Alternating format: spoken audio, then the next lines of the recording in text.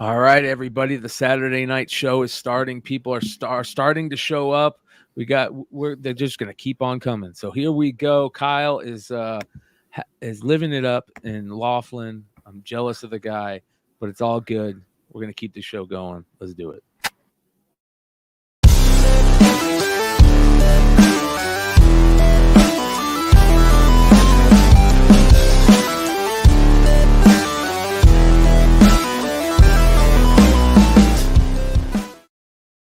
What up, everybody?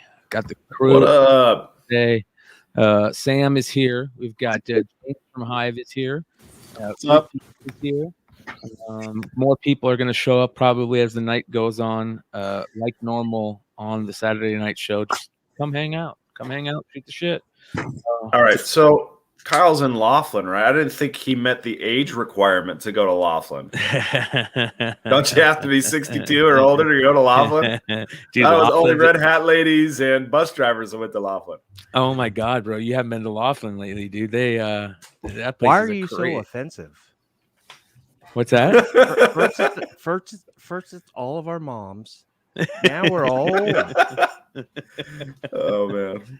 I'm not gonna apologize because if I apologize, you'll think I mean what I said. I know. All right. So listen, Laughlin is a blast, and I'm gonna be going there for the Super Bowl in February. I can't wait.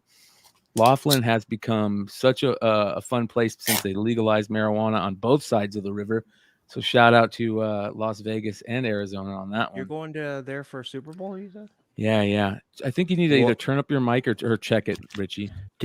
You're going there for a Super Bowl?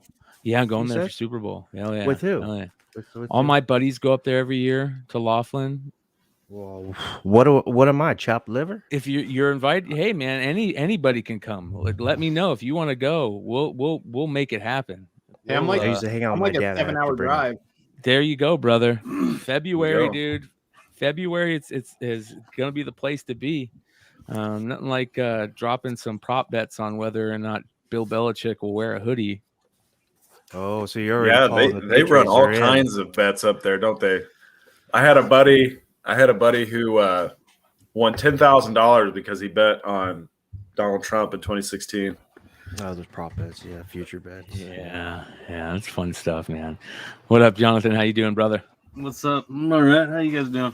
So you guys are recovering, huh, from Emerald City? How was it? It was good, man. It was fun. It was a whole lot of fun. Just I mean, there wasn't. We were hoping for more exclusives, but we picked up enough to cover costs of the trip. Yeah, nice. And we bought a couple of Ultimate Fallout 4s, a couple raw copies. Oh yeah, we bought some. I got the stack. Ooh, hold on, you got them. You got some goodies to show us. I got the goodies. He's gonna start off. We did pick up a ton pickups. We picked up a ton of con exclusives, and those everyone's seen them. We've been selling them through the website. But we did pick up some stuff like some spec books. It's got Untamed. Ooh, I love that book. I still don't own one of those, dude. The 1 in 10, right? On that one. Yeah, we got a bunch of those now. Shout out Niobe. And we picked up 3 copies of the cover A. Yeah. So where are you getting these from, Sebastian? Yeah, we got these from Stranger Comics from their booth. Shout out Stranger Comics, Sebastian. The man with the voodoo eyes, or sell a book to anybody. Dude, that fucker, yeah. We got beautiful. Wow, Black that's Cat. nice, dude. Dude, that one was so nice too. Yeah, it's in really good shape. And then Vader 3. Ooh, nice. Does it have the color rub on the back? Oh, what? What up, Easy? I forgot that was back there.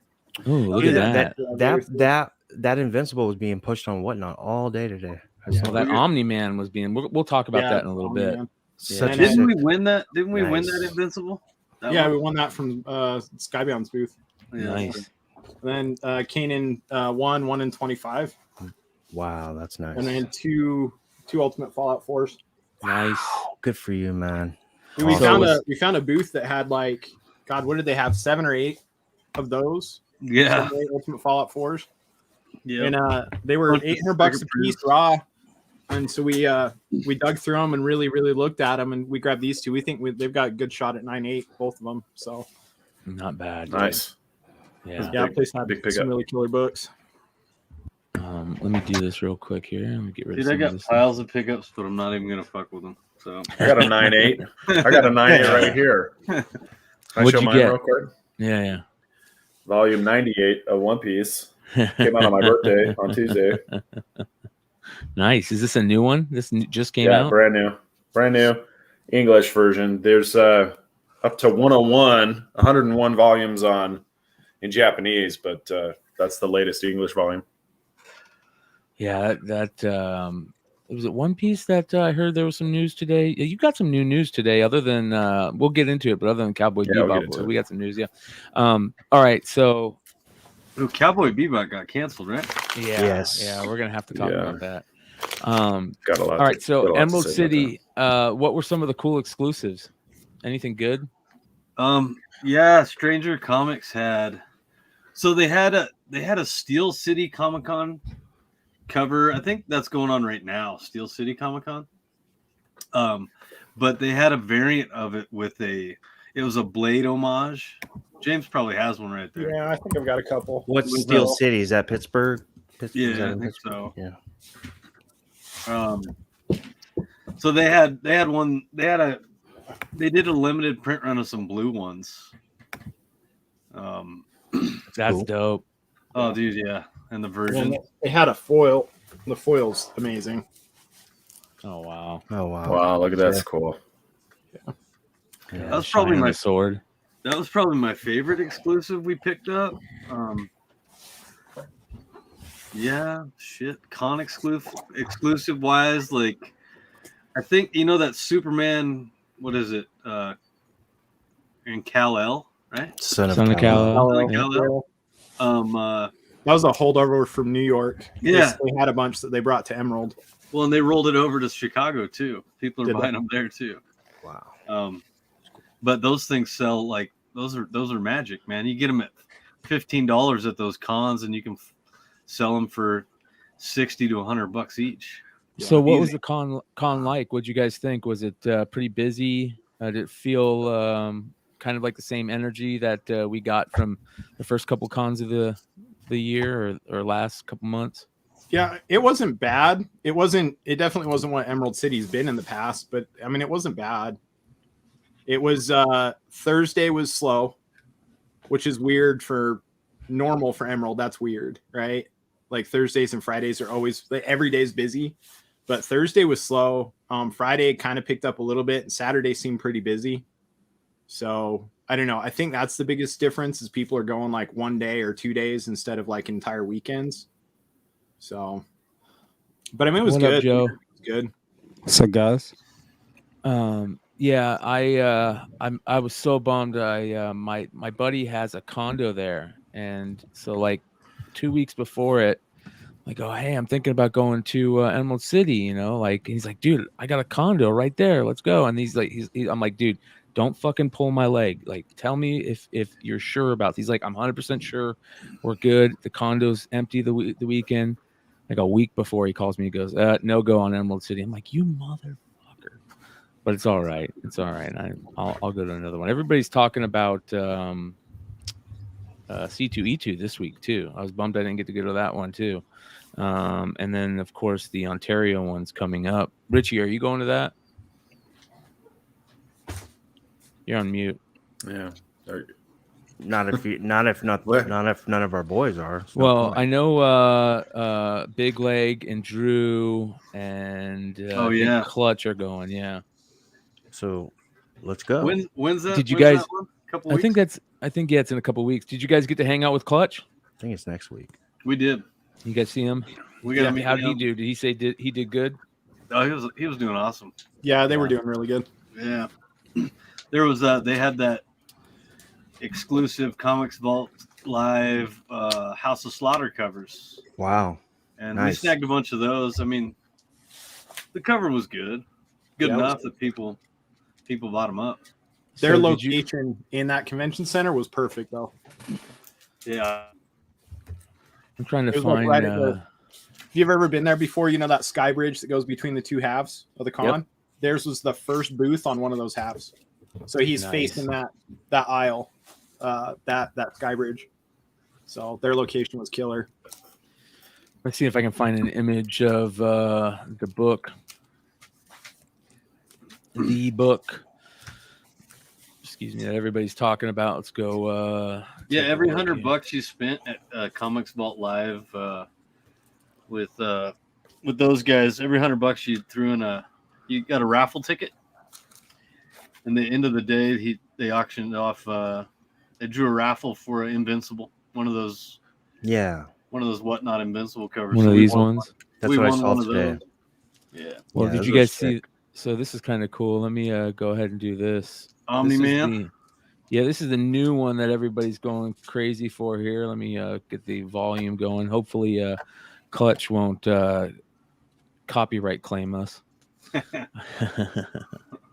I'm used to it by now. Hey, what's up? It's Big Clutch. Mr. Bo. Can you guys hear that? Yeah. Oh, we're at the Whatnot booth today. We're going to be straight fire. 3 o'clock, Comics Vault Live on Whatnot, 3 p.m. Central Time. We're going to have this, a bunch of other cool stuff from Jack and Whatnot. So come join us. Later. So that book, that Omni-Man book, I saw go for 700 once, 1,000 another time. That the gold foil one. The gold Yeah. foil. The foil, yeah, raw, $1,000, 1,100. I think What is Clutch it sold one for taking? $1,100. First of all, I get it that like that cover was hot. That Invincible cover was hot, beautiful, great cover. But who in their right mind's gonna pay $1,000 for that book right off the bat, right off the jump for a raw book like that? It's crazy. There's only 150 of them. I that foil. know. But look at Still. the, I mean, honestly, look at the last, I'd say almost 2 years, this COVID madness. People are, I mean, you get somebody on social media to even drop something about some kind of optioning or anything. And Yeah. it's like the next day the shit's selling for 10 times what it costs. Well, here's my favorite comment the whole day that I've heard from 1,000 different people. You can get a first print Invincible #1 for that. Like, Yeah. people are going variant crazy nowadays. Like, I know we've talked about, hey, we need to like come up with the different ages, for the modern age. I think one of them's got to be a variant age, man, because everybody's going crazy over these damn variants now. That it's maybe the end of the age dies with the variant. And this is the variant age. You know what it seems like, Brian? It seems like the Marvel and DC, they go, let's put the shittiest cover on the A cover so we can sell more variants. You know what I mean? Sometimes I don't know, man. Sometimes I'm like, what are you doing not putting that as the variant, right? True, but how many times do we see the A cover going like, This will bro, be the Many. the Been seeing it a FOMO. lot lately, actually. yeah, The next Especially with stage Adam Hughes and Black Widow. yeah. Next stage is the FOMO age, right? Yeah. Or we're in the FOMO age, bro. You Yeah. guys, we might be already in the FOMO age. Yeah. Yeah. Might have started as the variant age and then turned into the FOMO age. But I will say this, like, congrats to Skybound and Whatnot and Kirkham and even Marat Michaels out there who are just making cheese right now off of their art and their books. And Whatnot is turning into this place where everybody's making us money. I get it. You guys hate that we talk about Whatnot so much, but it's become such a part of our community right now, right? Everybody's either making money or buying phenomenon now. It's a phenomenon. I mean, like it's a buyer's market right Do we have an now. announcement, Jonathan? Do we want to say anything? We can probably say Ooh. something. Oh, I love it. But Whatnot? Yeah. You're right, Joe. You're right. Do you want to, or do you want to wait till next year? No, No, we could. tell we us, could. James. Come on, man. Due to our outstanding relationship with Whatnot, Hive Comics for 2022, Hive Comics will be in charge of and working with Whatnot for all convention exclusives for 2022. That's what I'm talking about. So Couldn't happen to better people. Congratulations. all Congratulations, the con guys. exclusives for Whatnot next year will be Hive Comics Whatnot shared Awesome. convention. As it should be, bro. As it Yeah, should be. Congratulations. That's huge. Hell That's yeah, huge. man.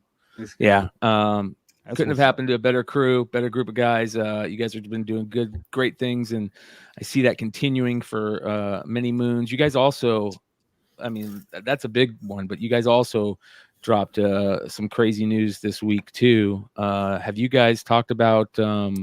So I've got one book that I know that we could talk about, and I got another one that I definitely want to talk about. But the one I want to talk about first is this beautiful Silver Surfer book that you guys dropped. Let me bring it up here. If you guys are a fan of Silver Surfer and a fan of What If series, do you remember the What If cover with Silver Surfer had the Infinity Gauntlet? Beautiful, classic, just ultimate classic. And you guys know how I feel about homages. And the Hive guys love it even more because I say it all the time when they're around. Like, fuck homages. Like, homages, fuck them. I'm tired of them. Unless you can do this. That is fucking beautiful. Wow. Yeah. Miko Suyon. Is that how you say it? Is it Miko Suyon? Yeah. Okay. So amazing book. What's up with this? So we'd worked with Big Time Collectibles in the past. We did a variant with them. I don't know. It was last year sometime, early last year. And we've been trying to figure out a way to work with them again. And we told him, like, listen, anything Spider or Silver Surfer, like, you've got our ear. And so he was actually the one. He came to us and said, hey, I've got Miko on a Silver Surfer cover. And we're like, 100%. We're like, yeah, we're in. So we ended up, we're fortunate enough to team up with him on this book. And it came out last Friday. It's killer, absolutely killer. Even the trade dress on this, like, Marvel did the trade dress treatment on it, and they killed the trade dress treatment on it. Yeah. Yeah. That's the mock-up of the trade dress. That's not the actual trade dress. Okay. It's beautiful, man. Absolutely gorgeous. Great cover. Yeah. Love it. I'm a geek for cosmic. I think I'm more geeked out for cosmic stuff than I've ever been, including the first time that we saw Thanos in the Avengers, you know, that end screen. I think the cosmic stuff is just the best part of MCU right now, and what's coming. We know we're getting Silver Surfer. We already, I mean, we don't know, but it's obvious that that's going to happen. Dude, that book just looks expensive, man. That's fucking fire, dude. Jesus Christ. It's not, though. It's very reasonably priced. Yeah. Yeah. Dude, that just looks badass. Available now, right? When's it available? It's available now, right? Yeah. I think there's a little bit over 100 sets left. What's the issue? It's issue one. It's Silver Surfer there's the Rebirth. trade. Nice. Rebirth issue 1. It's got a cool synopsis for the story. I'm actually like super excited for the story. Who's writing it? There's the trade dress right there. That's phenomenal. Who was writing it? It was shit. It's on that last page. Mike something. I actually like the trade better. Ron Mars and Ron Lim. Writer by Ron Mars. Art interiors by Ron Lim. Yeah. Which is fine. I'm cool with Ron Lim, Silver Surfer, and Ron Mars is one of the greatest Silver Surfer.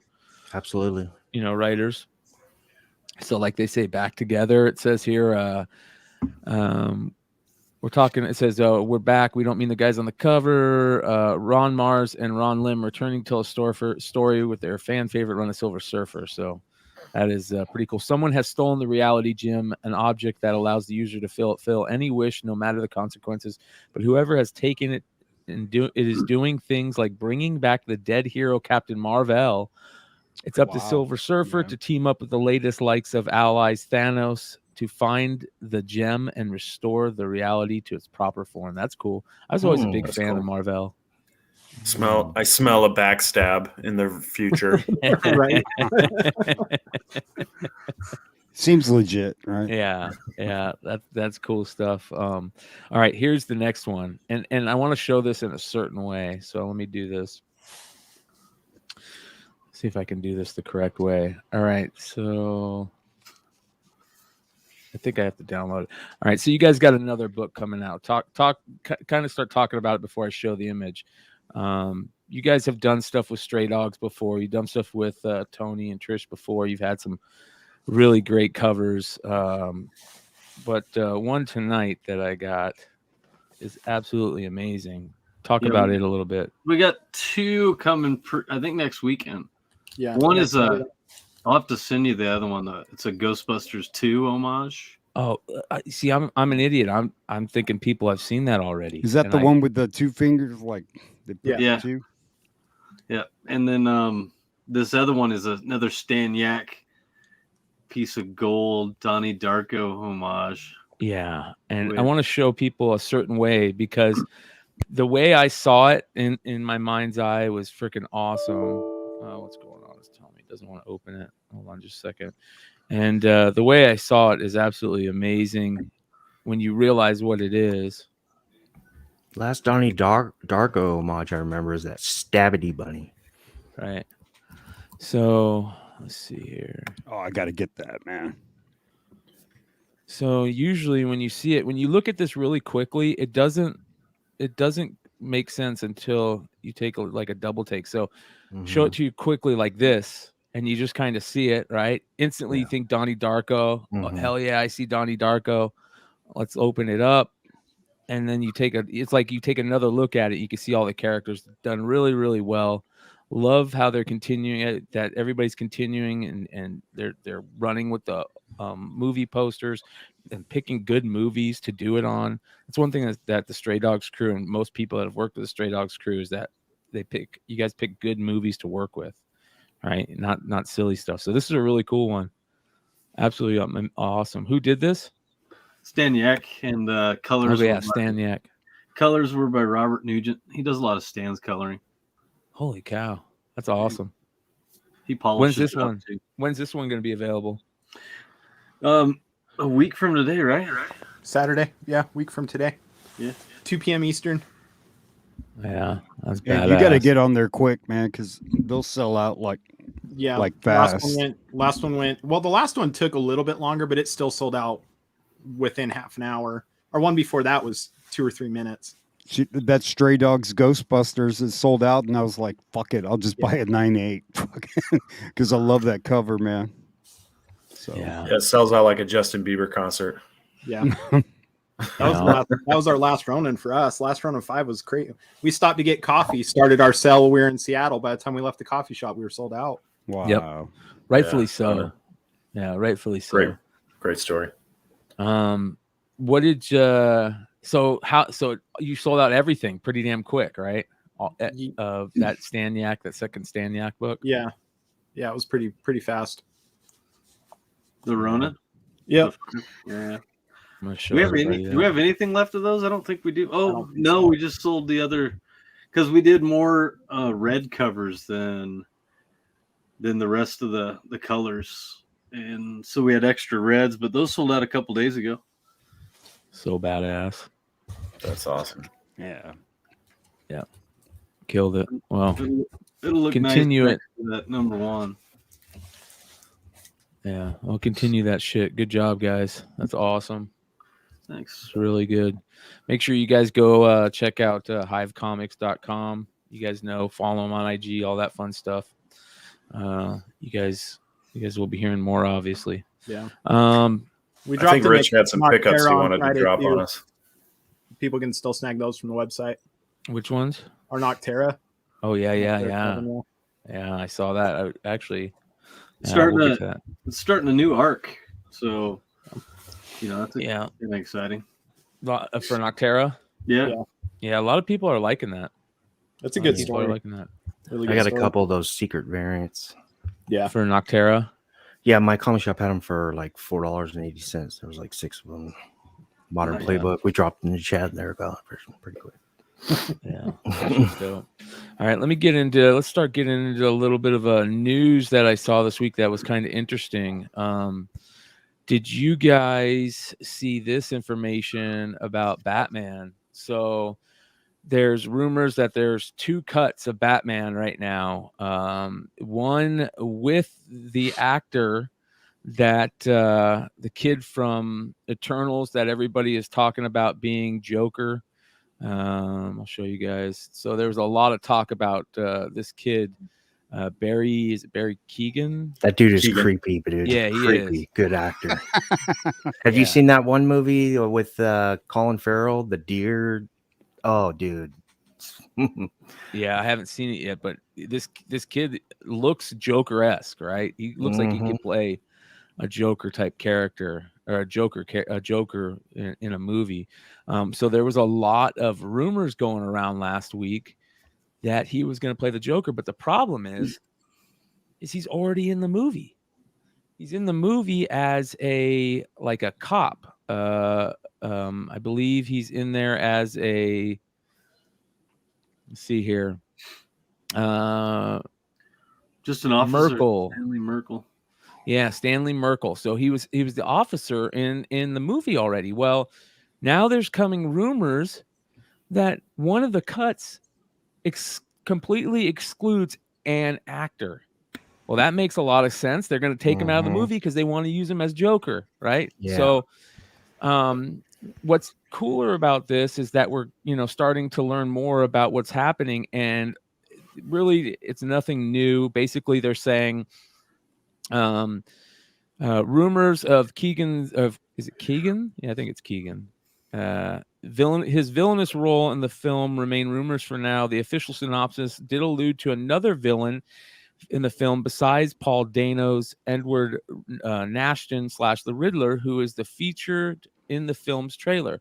After mentioning the other villains who have been confirmed to appear in the film, the synopsis itself references an unnamed killer targeting Gotham's elites with no other indication of who that character is. So, we've been talking for a while that we think that the Riddler stuff is all a ruse, right? We're just seeing little things, and that the main bad guy is, if they're going to follow the role of Long Halloween, is, spoiler, it's Calendar Man, right? Isn't that the bad guy in Long Halloween? Am I remembering that correctly? There is, so. and so we're gonna get all the villains. It's a red herring. Yeah. I thought Calendar Man was the red herring. What do you mean? Same. I thought. Okay. Was it not Calendar Man? I can't remember. Am I thinking of something different? Am I thinking of an older thing? Anyways, I always get Long Halloween and what's the other one that they did mixed up? There was another one that they did. Anyways, so what it says in this is pretty interesting. Let me find what it was. The Batman this is what I love. The Batman has been described as a neo-noir crime thriller that follows a younger Bruce Wayne who is only in his second year of vigilantism. A sequel or a potential continuation of the franchise has not been confirmed, but the cast has routinely praised Reeves' script, with Paul Dano describing it as potentially really powerful, and Colin Farrell, who plays Penguin, calling it a really beautiful, dark, moving script. Well, we've gotten news that we're going to get a Penguin series with Colin Farrell, which there's news about that. And, of course, the Gotham City Police Department show that's going to be on HBO Max. And this all takes place in year 2 of Batman, but on Earth 2, right?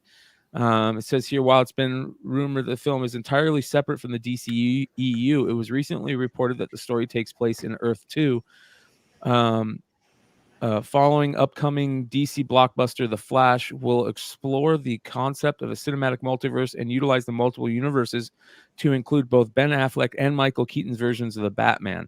So now, they see, DC probably sees all the cool shit that's going on with Marvel and the multiverses, and they're like, we're all in.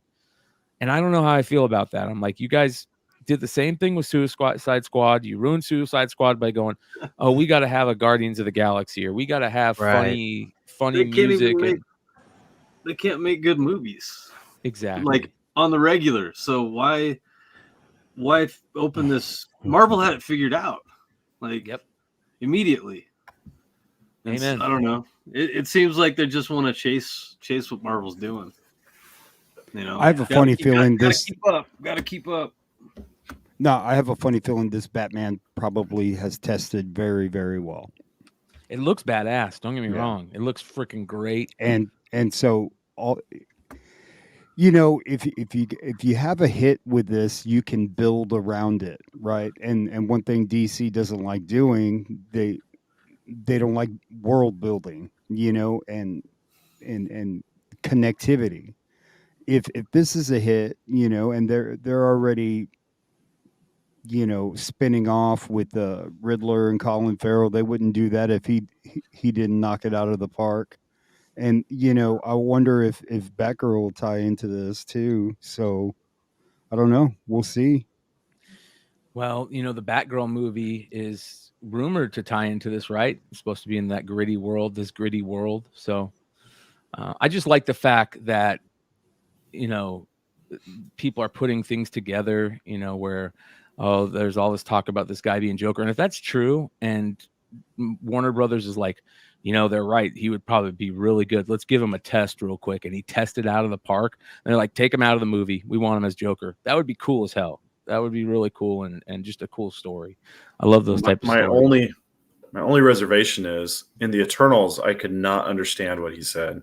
His accent and his kind of mumbly delivery of the lines made it very difficult to hear what he was saying. So as long as he's got good diction, I guess, you know, let's all speed ahead, full speed ahead. Yeah, I agree. He was a little bit tough to. I had to watch that on subtitles. Yeah. Hey guys, did you know today's Haley Steinfeld's birthday? No, shout out to Haley Steinfeld. Oh You man, know, she is I missed a the kitty. window, bro.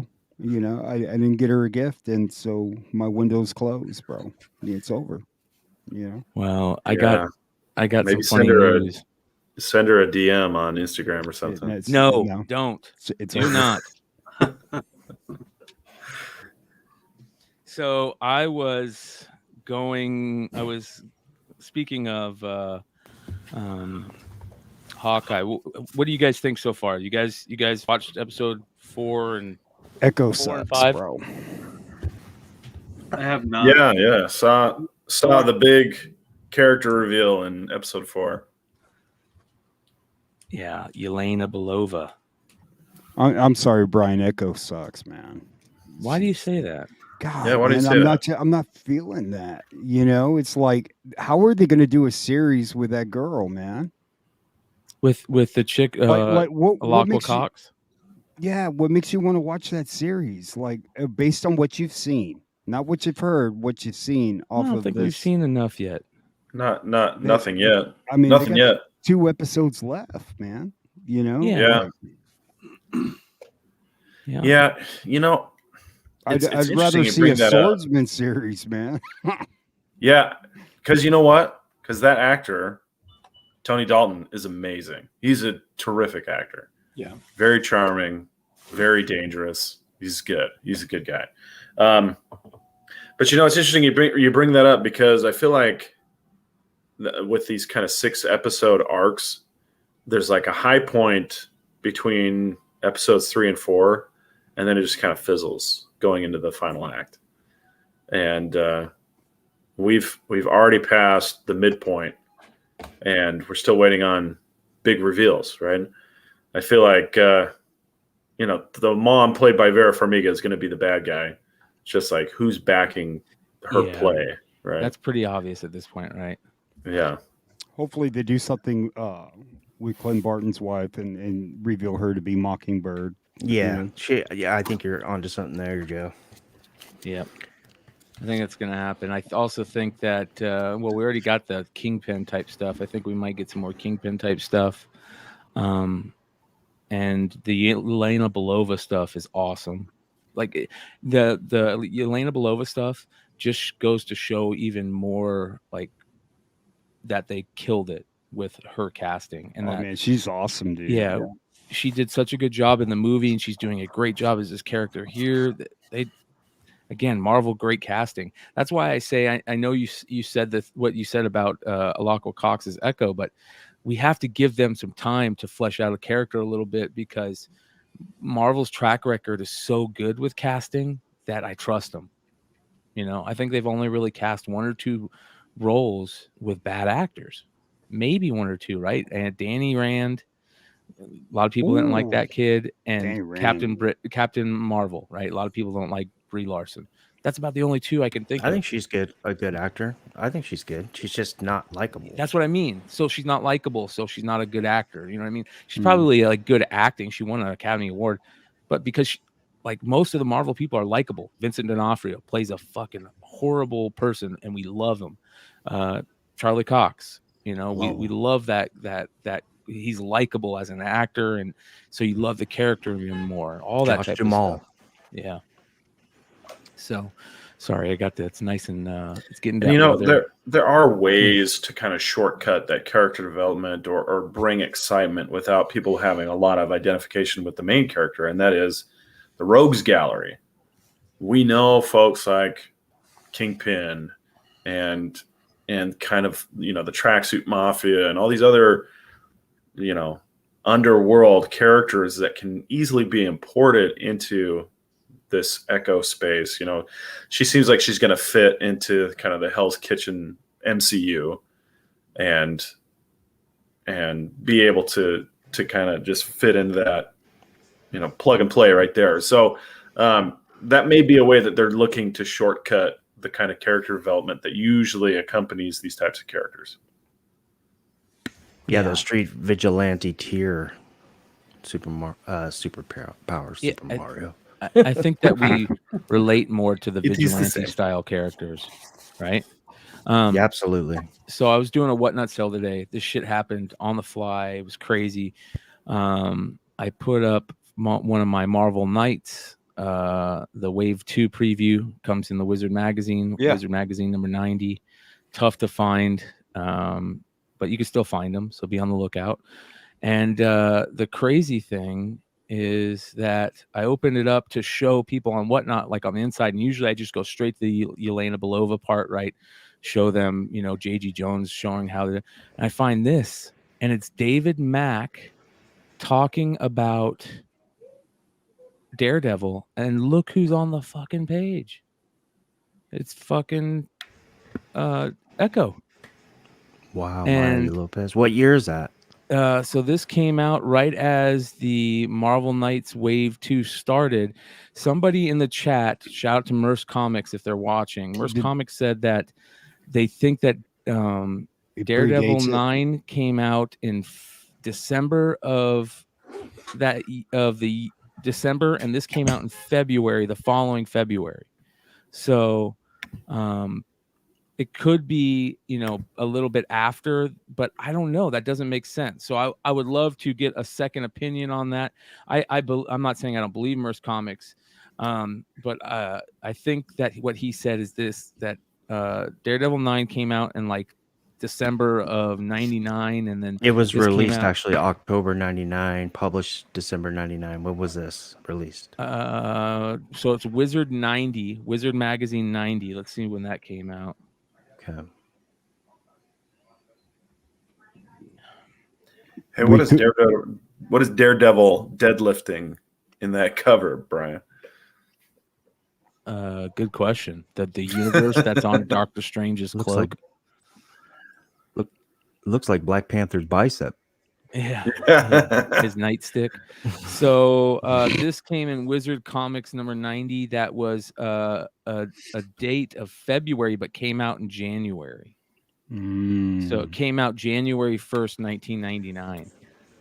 Oh, so it's Wizard way 90. before. It's way before. That's So like there you go. way before. That's like 11 months. Yeah, Bro. January 1st, 1999. Did you sell that? I did sell it. I sold it for God $30. Well, It was live. I'm like, oh my God. I'm like, holy shit, look at this, you guys. I Bro. think that's fucking Echo. And I'm like, oh, that's David Mack talking thank you about the guys for characters. watching us. We're going to run to the comic shop now. Bye. Let's start hitting up eBay right now, bro. 'Cause you've got a pre-rookie card here, man. You Let's know? take a look here. All right. let's Nice take a job, look. Ryan. Nice. All right, find. Wizard 90. That's what James was already doing, I thought. Already on it. Already on it. Key alert. Key alert. I'll give Oh, you yeah, guys don't let them hear. They'll post it. Believe me. I'll give you guys. I've already gave it out. Like I've already got 2 of them. I sold one of them today. Hey, comic fan, look what I found. Yeah. Some David Mack goodness. Pretty cool though. Like I love when things like that happen, right? I love when so just be on the lookout. You want it sealed, obviously. There's one right there, $11. Buy Boom. it. Brian, I'll that let- would be a preview appearance, right? Yeah, Or it's a is it- preview. So there's one right there. Whoever wants it. Here's Aaron Yeezy Yee. What up, Yee? What's What going up, on? Yee? Just So- finished listening. I heard y'all were talking about Whatnot, so I just finished listening to all my books for my sale tonight. Here's one for $11.99. Go buy it, you guys. So, anyways, it's out there, you guys. Go look for it. Look at the old Wizard Still bag, man. I love that Love shit, 'em. dude. What is it? Wizard 90, you said? Wizard 90, yeah. Dude, that's a play, man. That I think that should make it worth something more than $11. Well, I want to say we had that on the pro spec list before. Did we? Yeah. It might have been right before you joined. Yeah, but Yeah, did you now with see Echo. why I'm talking about it though? No, Yee? yeah, the Echo drawing in there, dude. How That's crazy is that, dude? yeah. I was looking at it. You could see, like in this shot, I'm like, "Holy shit, guys! Is this real? This might be real. Is this Echo? I think this fucking Echo."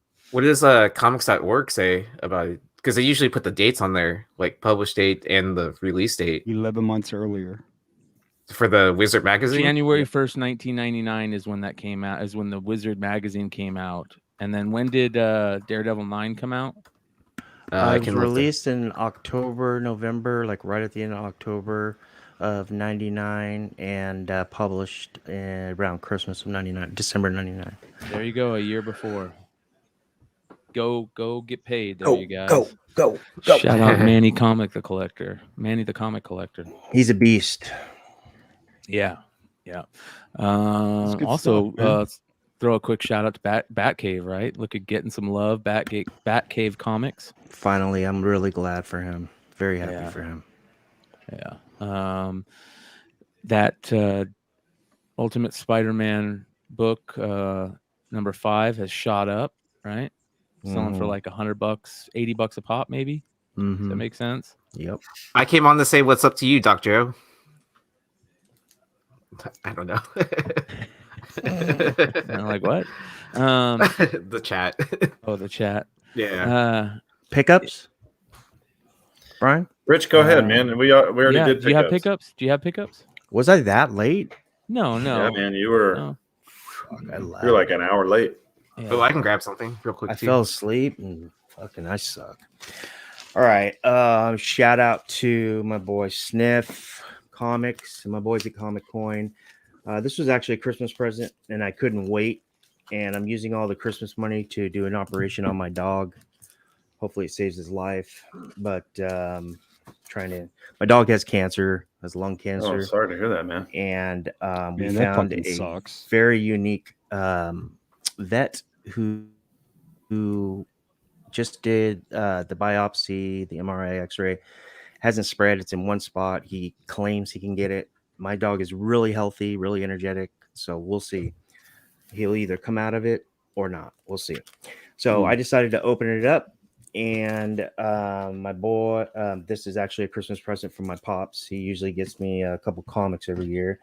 So I don't have this one. I have every Something is Killing the Children, not exclusive, but but I missed FOC on this imprint with Aaron on the front. Not Yee, but Aaron Slaughter. Oh, Rich, you should have told me. I would have sent you one. No, it's okay, buddy. X-23 is one of my favorite characters. By the way, I know NYX3 is a hold right now, but dog is more important in comics for me, and I let it go today. And but I did get this. It is Peach Momoko. One of my favorite Peach Momoko covers of Fallen Angels #2. It's a 1 in 25 of X-23. Beautiful. It's got very low print run. I think the orders by retailers were like around 20K, 1 in 25, 4% max. Do the math. Got this one. That's a cool cover too. It's a cool cover too because it's like right before she's like exploded. Not a lot of people were onto her yet. Yeah, she was like when this was on FOC, I passed on it. And I was like, "Nah," and person that was tipping this book out was like, "She's gonna be the hot new artist. She's gonna be the hot new artist." Now she's got the J. Scott Campbell effect. Just too much, but I like that one. Found another copy of this, very happy about this. Haven't checked the back, hopefully doesn't have that color rub. This is First Star, Sean Izoski, 1 in 25. This is my 6th one. All my other ones have all my other ones have color rub on the back. Yeah, I went heavy on this book big time because everybody thought Star was coming in Captain Marvel 10, but we went for 8, and we were right. But this one was a really pretty copy. I'm really excited about this one. I'm gonna press it and grade it. What else? I got one of these. These 1 per store of the Robbie Reyes. Love it. All new Ghost Rider. I think it's a 1 per store. The Hive guys could probably answer that better than I can. I think you're right on that. Okay. Got my 5th copy of this. Amazing Fantasy 15 for show. How much are those going for raw right now? Yeah, they're all over the place. I mean, if you can find one. I mean, I've seen one to go for 150, but I've also seen one go for 500. So, it depends. It's a tough book, and it's a tough book to get 9.8. It's $2,000 9.8 right now, right? Yep. Yeah, something like that. My boy from Sniff, he went in through a couple extras. I don't even know what the hell Marvel's doing with this thing, but you got the Adam Hughes classic right here, cover A, beautiful. New Cadia. I've been buying from them for a while, and I've been discovering a lot of restoration on keys that weren't pointed out, but it's okay, no big deal. I went back to them and I got this for $20. Nice. First Taskmaster is a very strong cameo. Last page, kind of like the Hulk 180. Yeah. I got this book is probably my favorite besides the Fallen Angels from this dude that I think is a dick. You recognize that? Yeah, Brian? Adam Hughes. This stoner dude, like. Yeah. No, I bought this from Brian at Whatnot, and I was like, great cover. Brian's such a good salesman. He's like, oh, look at the mask right here, and like this and that. And I've never seen this book. I'm not familiar. He's like, you got freaking what's his name? Hellboy. Yeah, Hellboy. And I'm like, oh, that's sick, So I put $10 and nobody's bidding, so I want to give my boy some more money. So I'm like pumping it up to 22. Some other guy bids like when I'm at 21 or 20, and he goes 21, I go to 22, and I'm like, yeah, and I look, it's $1.95. I'm like, oh. And then Brian's like, buddy. And then Brian's like, buddy. I'm gonna send you a Shohei Ohtani and this, but I can find it in there. But anyways, I'm kidding. I told him not to do it. I've been speculating on this character a lot. This is actually the second Black Talon. This is Strange Chill. I think it's 172. The first Black Talon's in the Golden Age. Pascal, forgot his last name. And then the third Black Talon, who is the one that's in the comics now, his first is in Avengers 152. I suggest picking that up. I think this is an interesting character. This guy controls zombies and the dead. And I actually had a theory that he was a part of WandaVision. I wrote this up on my when I was doing my subreddit. It was actually a pretty cool theory. I don't know. It didn't pan out, of course, but still buying this. Went to the LCS and bought a few. My favorite 2020 cards of football were Mosaic last year, so I went ahead and bought a couple cello packs.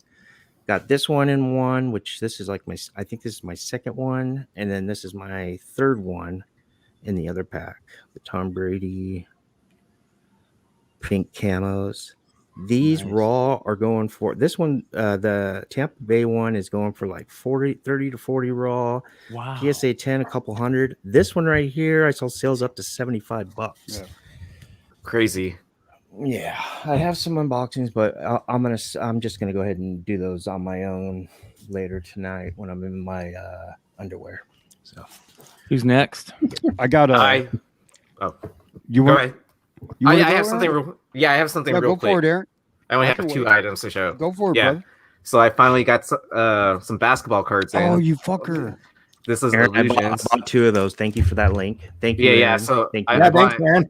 Yeah. I bought 3 of these, and then when I first found the link, they had mega boxes for $60. What the fuck, dude? But those sold I out didn't by see the the time megas. Yeah, the megas were sold out. So, but like, I was like, because I shared it with a couple other people, or someone shared this to me on the Discord channel, and then I shared that link to someone, and they're like, "Hey, did you know that there's the retail boxes on there with like 20 packs for 100?" I was like, "No, but I'm buying some right now." And then I started sharing it out to like a bunch of people because, like, I think You gotta guard honestly, that stuff. Man. like you gotta share that out to the community every once in a while. I won't give up my secrets of where I get Topps Japan from, but like I'll share out other stuff. No, I think you did that already, Aaron. I did. If anybody wants Aaron's guy, $50, PayPal me. Yeah, Aaron's gonna give it up like a cheap prom date. All right, Hood, you're up, brother. No, I got my Black Friday from Midtown. So Jesus. like Oh my God. I made a killing, dude. So like If you guys don't know, Joe is the king of pulling off the $20 to $40 single book sale. So like this one goes for about 25. I picked up about 15 of these. This is Run the Jewels. I got it for what, $295 with the 60% off. So Oh my God, that's that's awesome. Hold on. Look at And I picked up these Novas. I love this cover. yeah. The Sam Alexander. I love Sam Alexander as a character. I think he's a great character. I picked up some more of these. I got them on the cheap. Ooh, nice. Sweet. Dude, that's all long short right there. Yeah. Yep. And then this is the first Richard Rider and Sam Alexander on the cover. So he's riding him, Dick Rider. And then Ultra used to say that all the time. There's no way Disney's gonna develop a character named Dick Rider. That's picked a up great cover. some Scotty Youngs on the cheap. Beautiful, beautiful Scotty Young And cover. then I got these for like $1.95. The Renew Your Vows Scotty Youngs. Nice. And then same thing. Some more Scotty Young. Beautiful. And then Is that ASM 9, Joe, or ASM? what 2014? Superior Spider-Man Okay. for the Scotty Young. Yeah. What issue is that? Superior Spider-Man 32. Oh. And it's got it's got Miles 2099. It's got them all. Noir. Yeah, it's got all of them. Beautiful cover. Was he the one that was big on this book? Everybody should be big on yeah. anything Yeah. Spider-Verse and Scotty Young right now. Fuck. And then who is this artist? I forgot. Did you guys see that Scotty Young Daredevil Electra cover? So I picked up Oh, these yeah. Spider Gwen's number 4. Can you all see that one? Yeah, nice cover. Oh, nice. It's number 4 variant. Picked up a bunch. See, I of told you. those. Puts them on. It's like on the arm. Good timing though. I'm picking up Spider-Gwen too. And then I picked up more of these Phil Notos. I got them on the cheap. Ooh, nice. They were like with 60% off. I think they were like $3 or $4, man. So I just and I had bought them like a couple of weeks prior, and I was like, "Well, shit, might as well fucking buy some more." This Deadpool, you got this one, Aaron? I want to say yes, but I haven't looked through my Deadpool box in a while. Okay. But I'll double check. And then I picked up some more Phil Noto goodness. This Felicia Hardy. Yeah. Oh, smart. And That then book. And then I don't know why I bought it. I think there's some first appearance of somebody in there, but this old man Cap, Phil Noto. Something about that cover's really fucking cool. Phil Noto is just great. His Gwen Stacy cover that he did is so good. And The photo variant stuff. Yeah. Yeah. I And pick then up those all the time. some more whenever I find- Campbell 2099s. Ooh, great You book. can get them on Midtown. They're fucking cheap, man. Great book. Yeah, that's a connecting cover with 2 other Campbells. Yeah. And then I picked up from Thorough on his Whatnot X-Force 23 with Domino, but it's a newsstand. Nice. Oh, And that's then- A great book. Love that book. And then Boba Fett.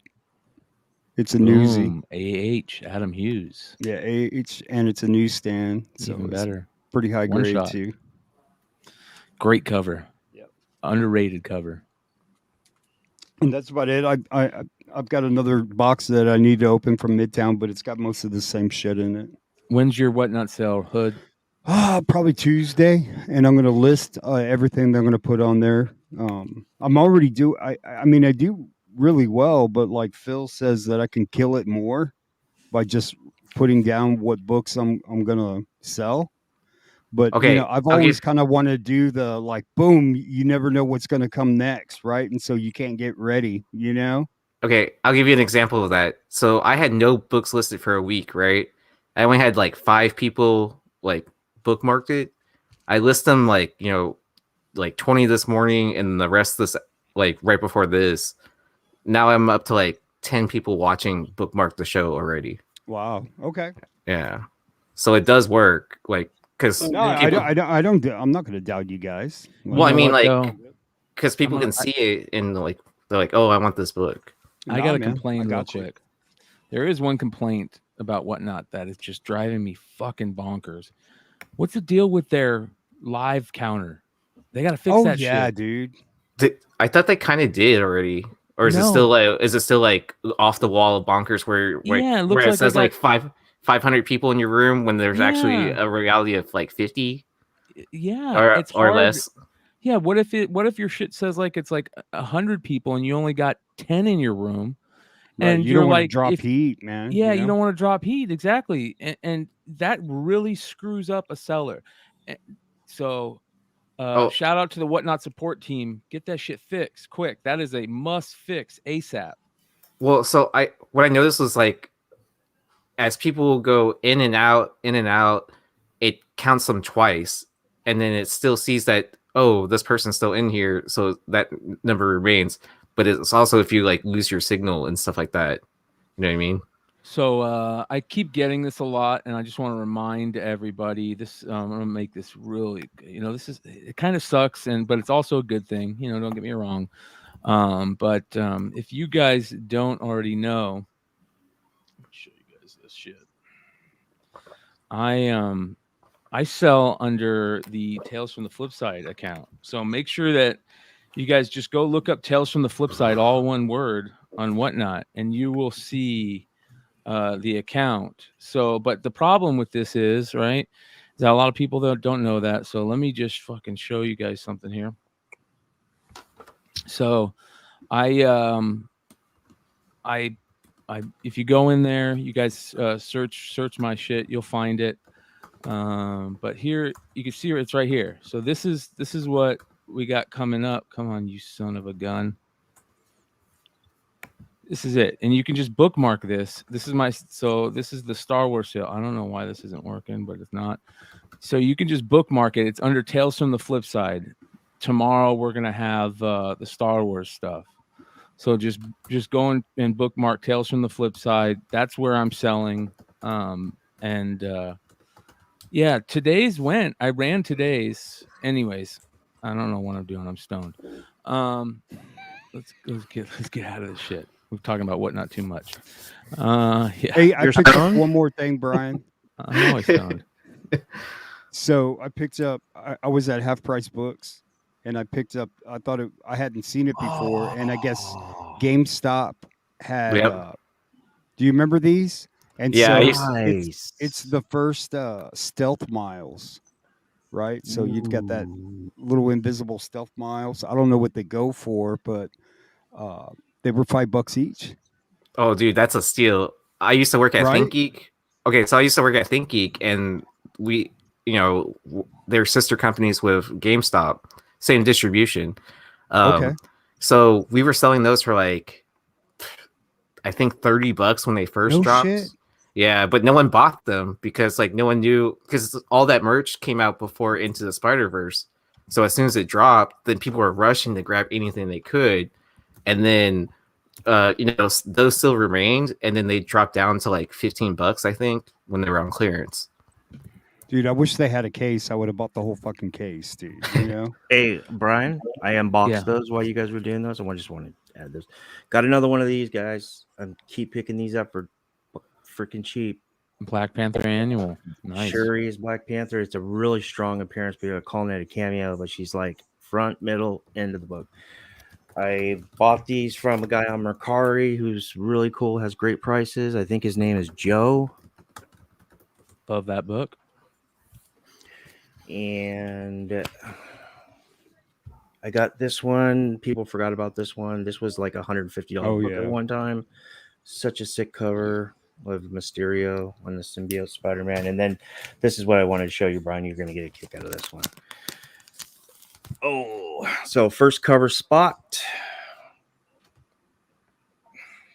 Is it double cover? Mark Jewell. Oh, dirty. Very He's a nice. press. That's nice. Yeah, very nice.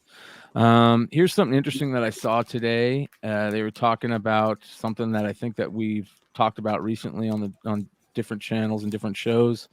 The fact about Shang-Chi and how good it was, and how there was a lot of characters that were spec'd on that just didn't pan out, and a lot of people were talking about the teams and stuff. And this article came out talking about how basically telling Marvel that you have a layup in doing a show based on the 10 Rings group gang again, and Shang-Chi's sister running it, Xilang, is that it? I think. And how good it could be, and you could throw in some of those really good characters. And I thought that was very interesting, because I think we were talking about this just recently on Drunken Chat, about how there was a lot of those characters that just didn't pan out that we thought we were going to see, and from the Shang-Chi stuff. I thought it was on Hot 10. Yeah, Hot 10. Was it on the Hot 10? Okay. Yeah. I think we can continue the conversation on Drunken Chat, though, too. Oh, okay. Gotcha. Yeah. It's just it seems like a no-brainer. I don't understand why they just don't do it. You got patience. People telling them. So this is showing us exactly that we do need patience, that they are thinking about that, which is good. Cool. Yeah, that's really good. Another quick hitter that I thought was interesting. This is a big deal. We've talked about the fact that IDW lost Walking Dead and GI Joe. Oh, did you guys see this? Mm-hmm. Walking Dead creator negotiating for GI Joe and Transformers publishing rights. Boom. I'm all about a Robert Kirkman GI Joe series. Fucking wow. Oh, that'd be insane. Oh, hell man. Yeah. So Image is going to pick them up, go over to Skybound. Here we go. Shout out to Big Clutch. Big Clutch is a huge GI Joe fan. And how cool would it be to work for a company that's publishing GI Joe? Holy shit, man.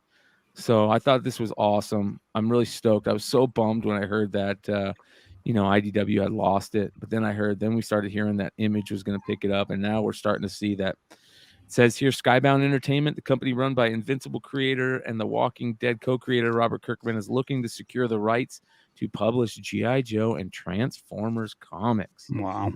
Fucking A. Dude, you're going to get some badass fucking covers. That's for sure. Oh, yeah. So, in other words, IDW is going under. Yeah, I think so. Oh, crap. I might need to sell my stock then. You got IDW stock? I do. It's only $2 a share, so they're public trading, huh? I didn't know that. Yeah, so that's either. Well, because we talked about that on Drunken Chat, and I was like, well, at $2, and they have all these like classic properties, but they're gonna keep on losing their properties. Mm-hmm. I don't know. As if they lose TMNT, I'm done with them. Oh yeah, definitely. Yeah. It says here that according to the Hollywood Reporter, Skybound is currently in negotiations. So Robert Kirkman, Skybound, in talks to acquire GI Joe Transformers publishing license. That is huge. That is awesome. Be a big loss for IDW, which has been making GI Joe and Transformers since the mid 2000s. Here's a question though: if Skybound gets it, doesn't Skybound have a deal with Netflix? Oh, kind of like how Boom has a. Am I wrong Like, about that? I'm not Doesn't sure. Skybound doesn't Kirkman, or just maybe it's just Kirkman, maybe it's not Skybound, maybe it's just Kirkman, but I thought it would be like Kirkman is Skybound. Like I could Mhm. swear that they signed some type of deal with maybe it was Amazon. It was some type of big deal with one of those groups. I think it was But- Amazon. I Was think it it might have Amazon? Oh might have yeah, been. Amazon would make sense because Invincible's on there. Invincible. Is Boom. Skybound Vault? Is that the same? Well, yeah, it's the Skybound Vault that Clutch does, right? Can you imagine if they did a GI Joe animated series like in the same fashion they did in the 80s? Oh, man. Let's GI Joe. I'll take a GI Joe animated like Invincible. I'll take listen, we all have said that we want a GI Joe, you know, like a wartime GI Joe written by fucking who's the guy that did Pulp Fiction? Tarantino. I want Tarantino to write a wartime GI Joe. You know what I mean? You Like know he that- would get the Snake Eyes stuff right. You know what I mean? Whatever. Yeah. So Yeah. Kirkman, I'll take a Kirkman. Get Kirkman to write it. I don't care. Just give us some cool GI Joe, some gritty. Like even put it. You can even put it, you know, currently and do it in Mid East, you know, conflicts or whatever. I don't care. Just make it gritty. Well, that's Hang big on, news hang for on, Sky. Brian. It's not GI Joe. It's not GI Joe unless you've got both teams lined up on either side, running and shooting at each other, lasers, and no one gets nobody hit. falling. Nobody falling over. Yeah. Dude, how cool would it be to see like a Colobulus and the Nemesis Enforcer on the fucking screen, man? And Nemesis Enforcer was my biggest excitement when I saw that Dude. cartoon, and then when the figure came out, I was so bummed out. Dude, the Nemesis Enforcer was the coolest fucking GI Joe Cobra character ever created in that cartoon. He was such a badass, and those wings were so dope. And then when the figure came out, the wings were like these cheesy little things. I have one around here somewhere. I think it's in my kid's toy bin, but it's just like a dude, and then his wings are shit. Yeah, Well- you wanted these big ass wings, yeah. and he had these little 1-inch fucking wings. It was bad. Well, it would be interesting to see what happens when Skybound, you know, when they get those properties, how their contract works with Hasbro. Like, I mean, could you imagine like Invincible toys through Hasbro and everything? That would be sick. Ooh.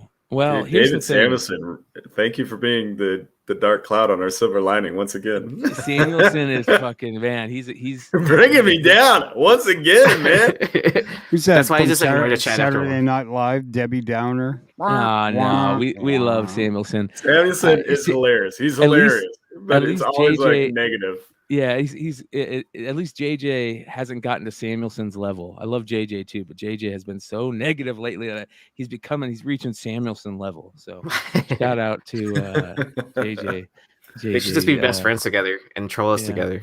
Yeah. Maybe they're the same person. Cover Lover Comics says, "Come on, Flipside. The Marvel Comics destroyed the cartoon. Make mine Hama, not Sunbow." I agree. It was great. They brought back Larry Hama. IDW brought him back. He continued on the numbering system. I don't see why we can't continue that.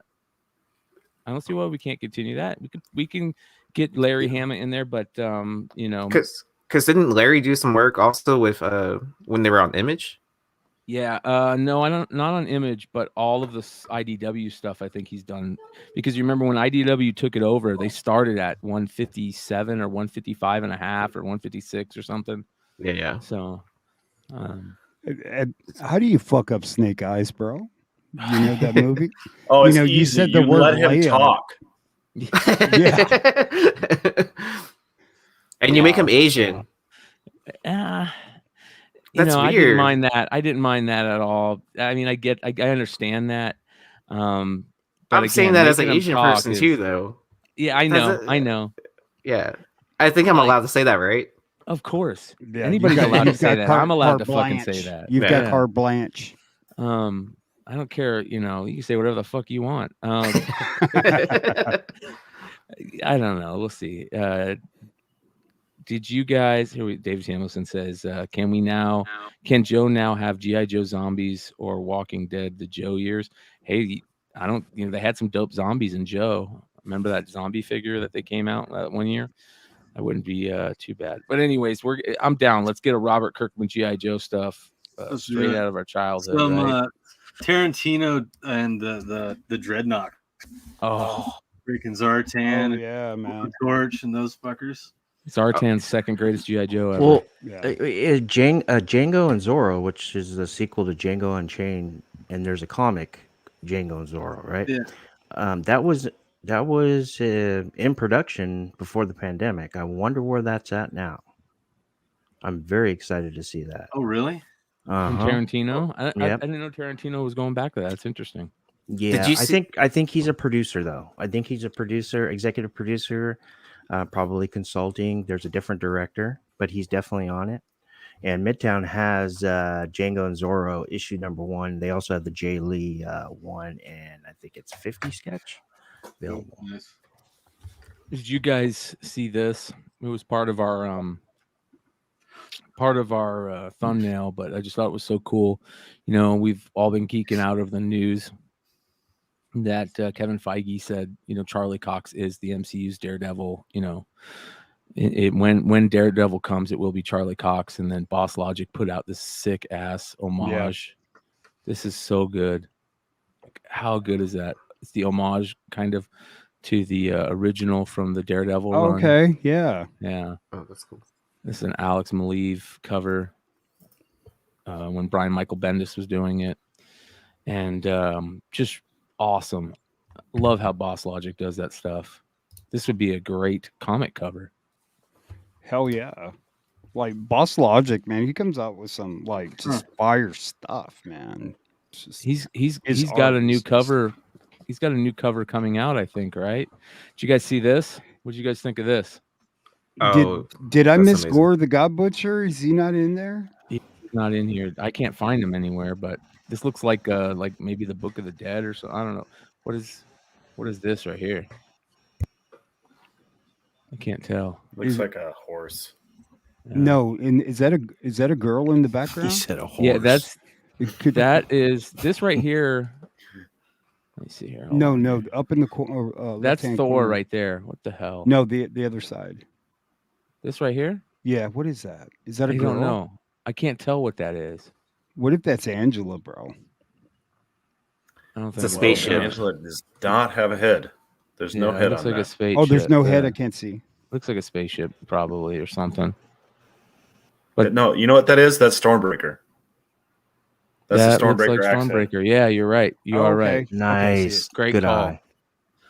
It's pretty cool though to see that Natalie Portman's pretty jacked up. Dude, she's cut up, bro. Look at her, yeah. She's what did we say? She's taking that androstenedione that McGuire took in the 80s. Yeah, she's not in any baseball team. It's illegal for her.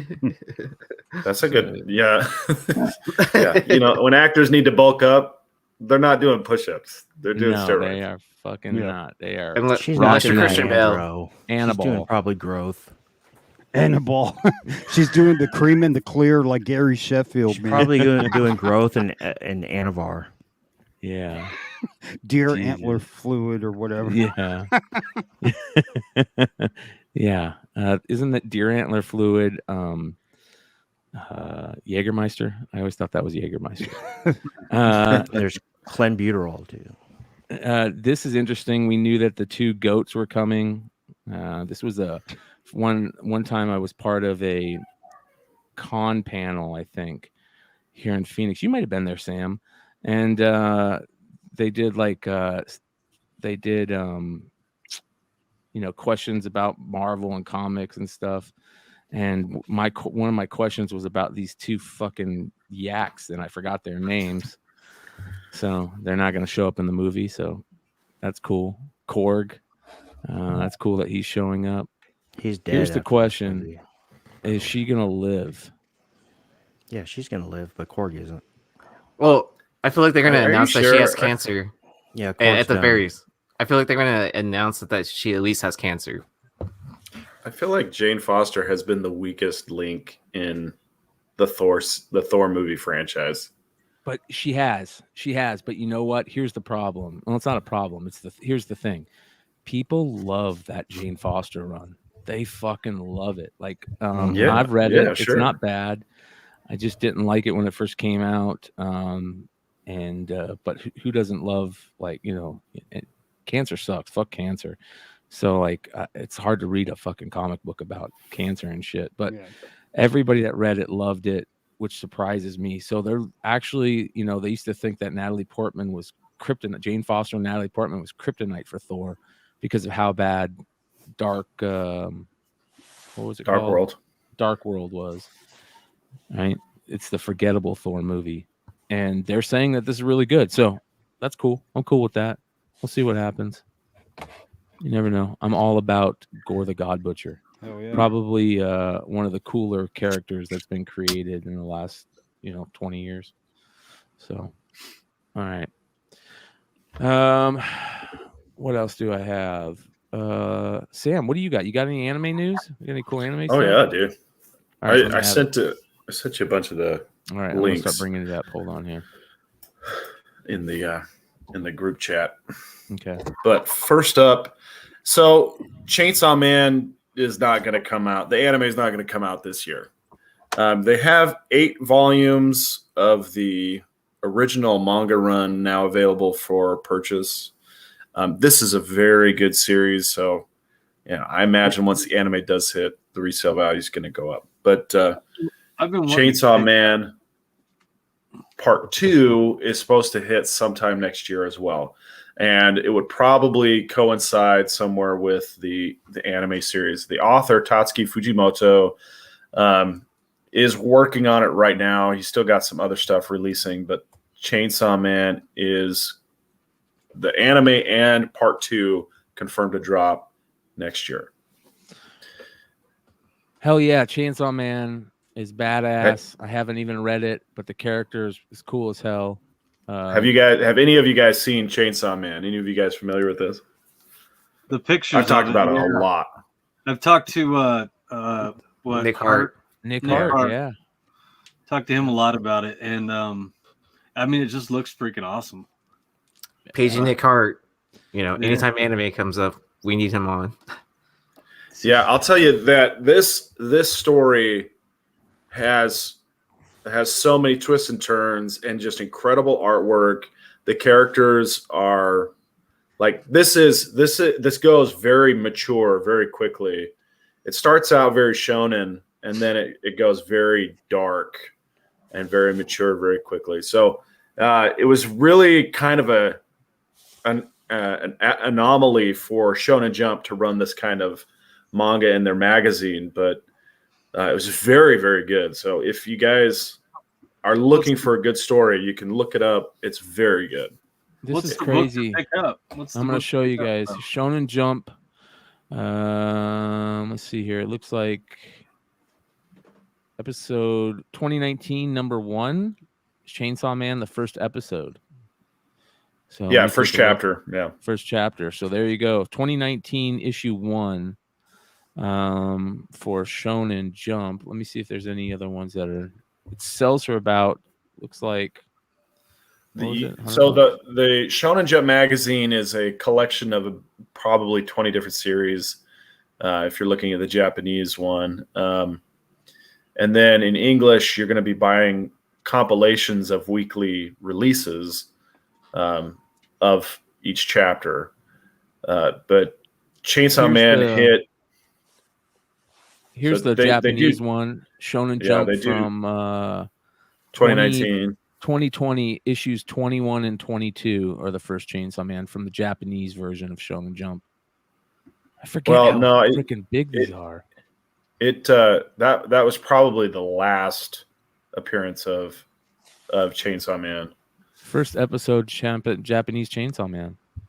It came out in 2019. Oh, that's weird. Okay, right here. Sorry, here it is. Yeah, 2019 number 1. Is that right? Yeah. And it is.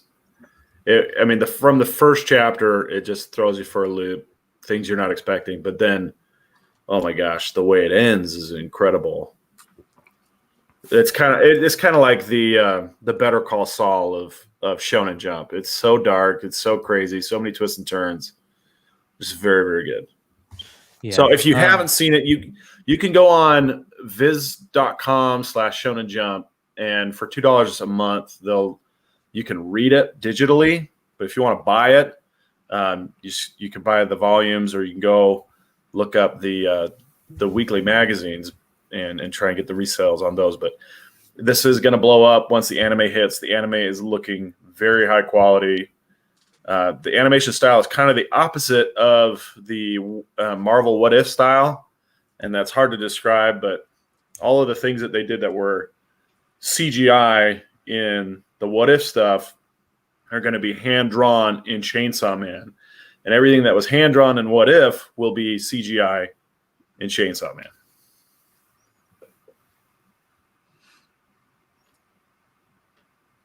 Okay, so the next thing is My Hero Academia set up this kind of plot line 4 or 5 years ago, where they introduced the idea that there might be a traitor within the UA Academy, and they finally paid that off in Sunday's issue of Shonen Jump.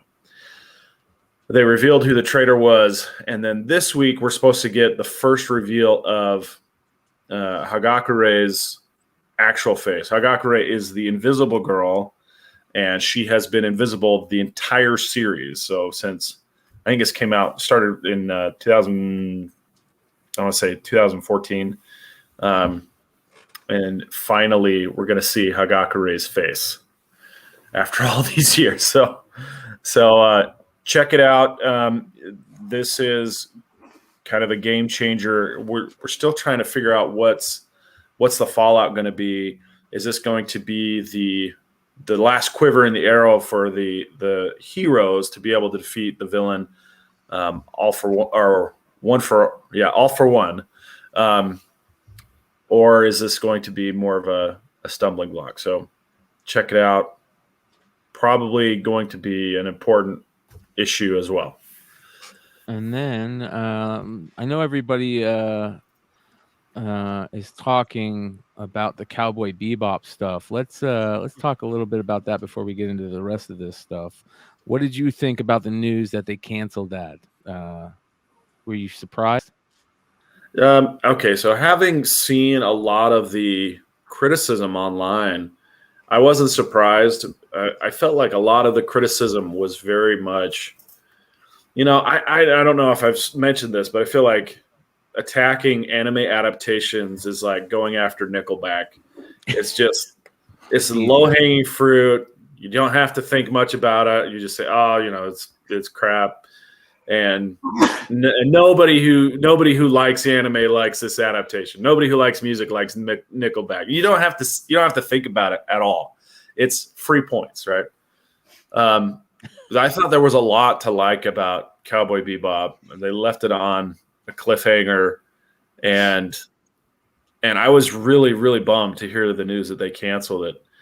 And we kind of looked at the numbers a little bit in the group chat over the week, but they had 73 million hours of viewing time in the first 3 weeks, which is decent, but they had a huge drop off from week 2 to week 3. It was like 35 million in week 2, and then it went to 15 million in week 3, which was a huge drop off. So their budget per episode, I think, was somewhere between 6 and 8 million. And so they were not pleased with the budget versus the result. Now, if you got a low budget show, you can afford to have just a few viewers, but if you have a high budget show, you better be delivering the hits. Lewis says the dub was awful, couldn't get past the first 10 minutes. That's interesting. The dub? Were you watching it in Japanese? Yeah. Well, here's my thoughts. I think that you hit it right on the head. I think nobody likes live adaptations of manga or anime. They don't. It's meant to be in that cartoony form. It's meant to be animated. It's meant to have a not human feel to it, right? And here's the problem with that though. Like us as comic fans, we always want to see our comic characters in live action, right?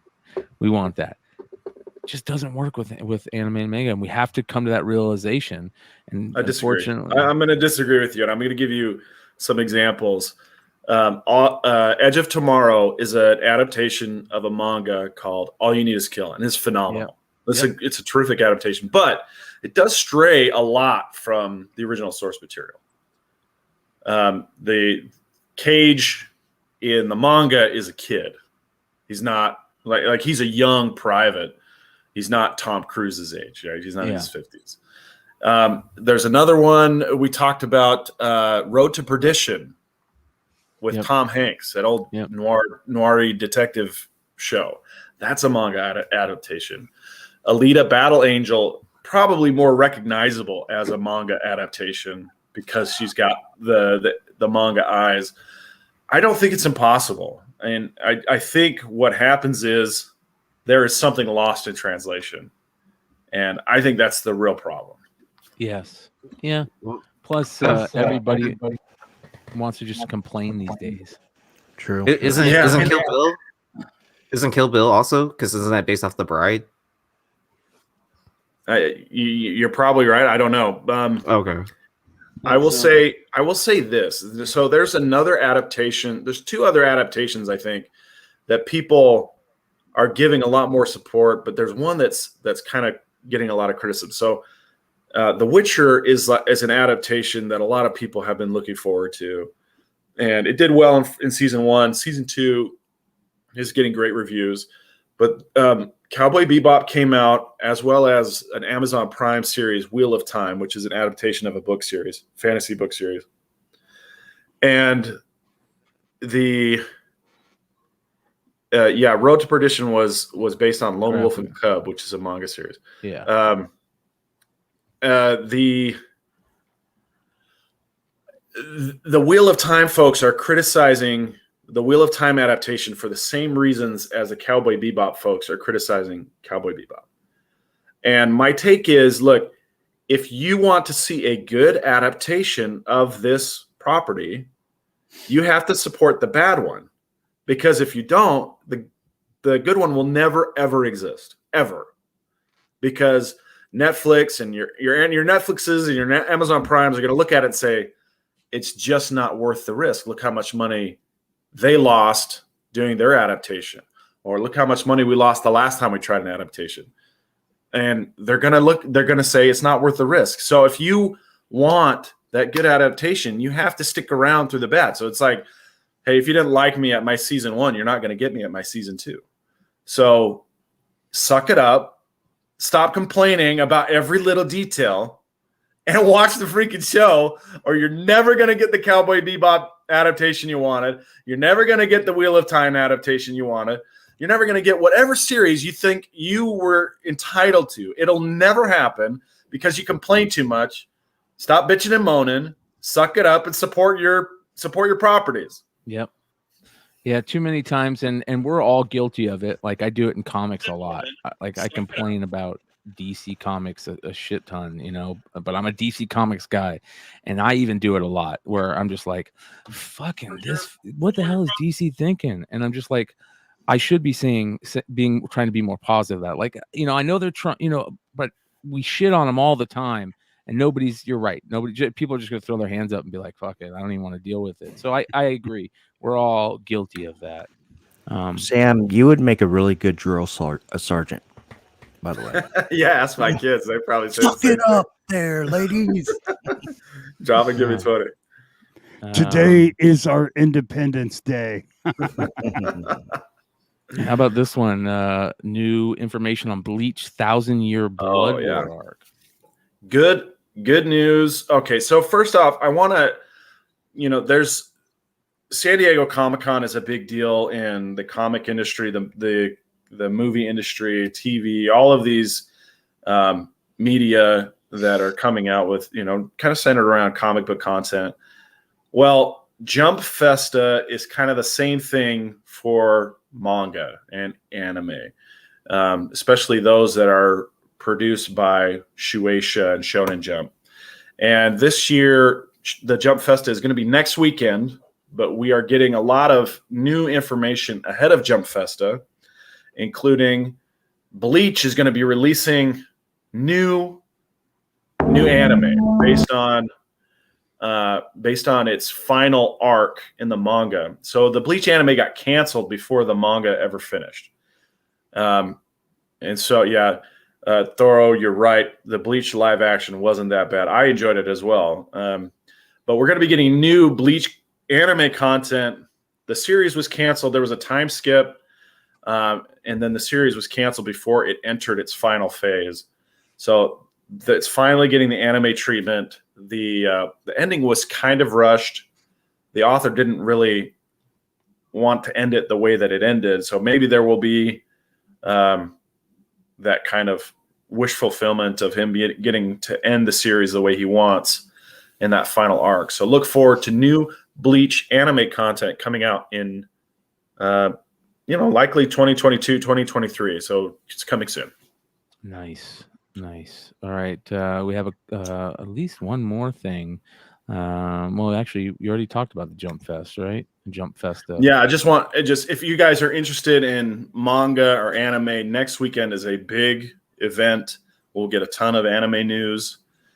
We're getting new stuff all the time.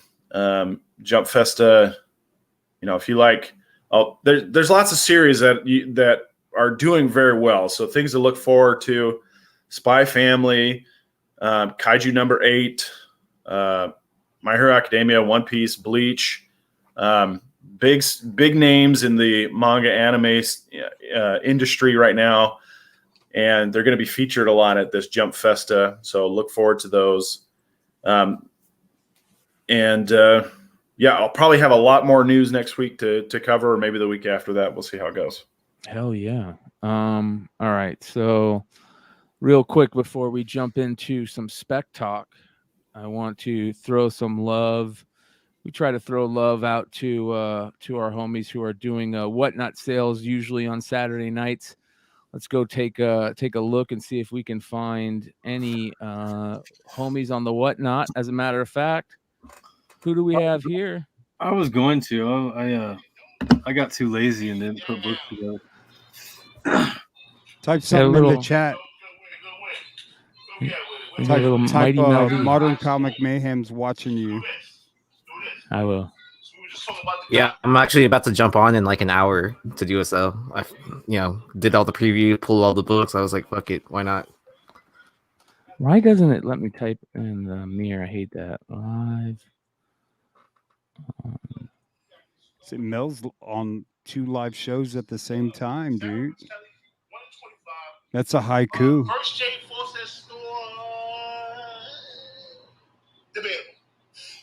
Talking about Jane Foster Thor.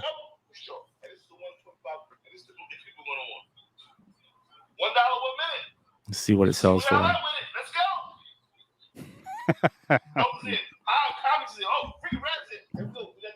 Ooh, Hive Comics is up in there winning. Ooh.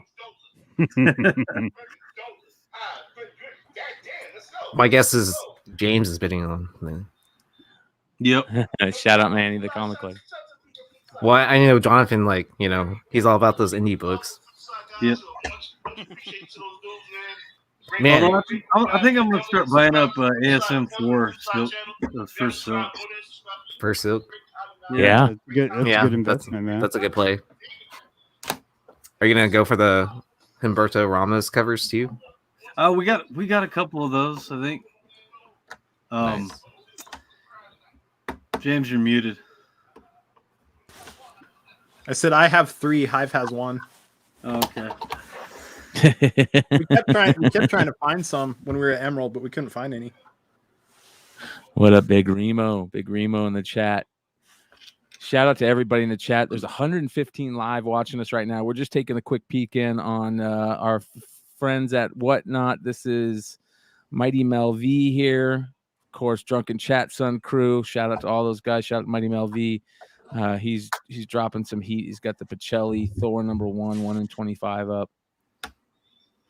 I think Phil's live too right now. Phil, Yeah, is Phil's Phil live, live? too. Let's go take a quick look in on Phil here. Ooh, $96 for that Thor. Yeah, what the heck, Jonathan? You let somebody else win that? Mellow Fellows live. Let's go take a look at. Let's see here. Where is Phil? Here we go. Vintage Comics and Toys.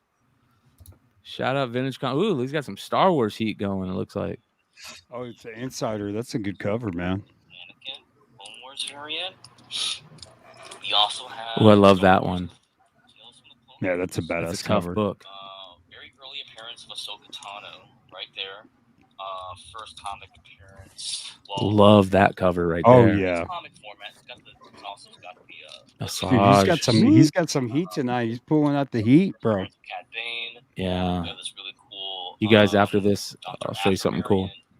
This is really hot. It's like a $75 book. I just wish Phil wouldn't send me his damaged comics that I win on the show. Right, fuck him up. You mean, Ooh, hopefully he look sends at you the that. right book, though, right? Oh yeah, no shit, right? Yeah. Phil almost had a heart attack. He sent me the wrong book by accident. And I said, no, I'm just going to keep it, man. It's all good.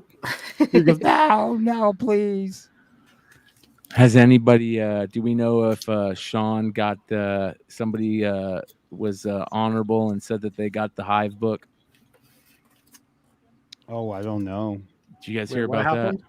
that? You guys didn't hear about it? Am I letting out the fucking the bad news?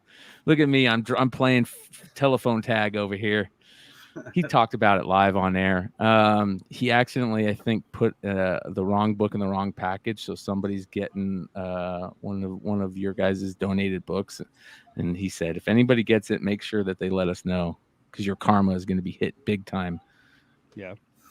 That's karma. You don't fuck around on a charity auction. Not like that. That's some bullshit right there, man. And I give him credit because that dude put on a show and packed up a ton of books.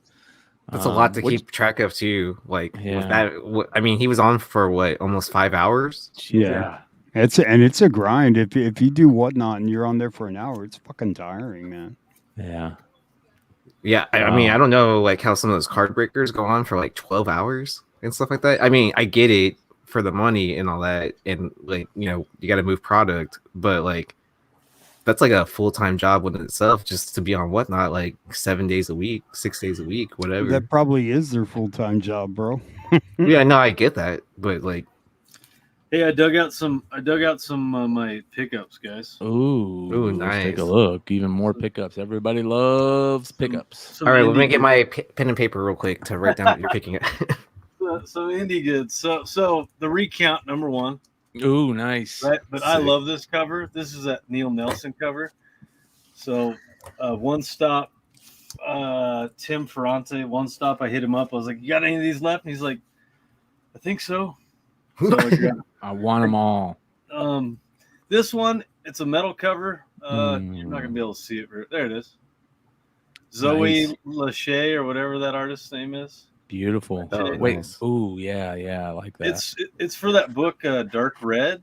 Yes, I So love there's- that cover. There's still time for that, and I got it for like, I think it was only like $40. I like Electric Black.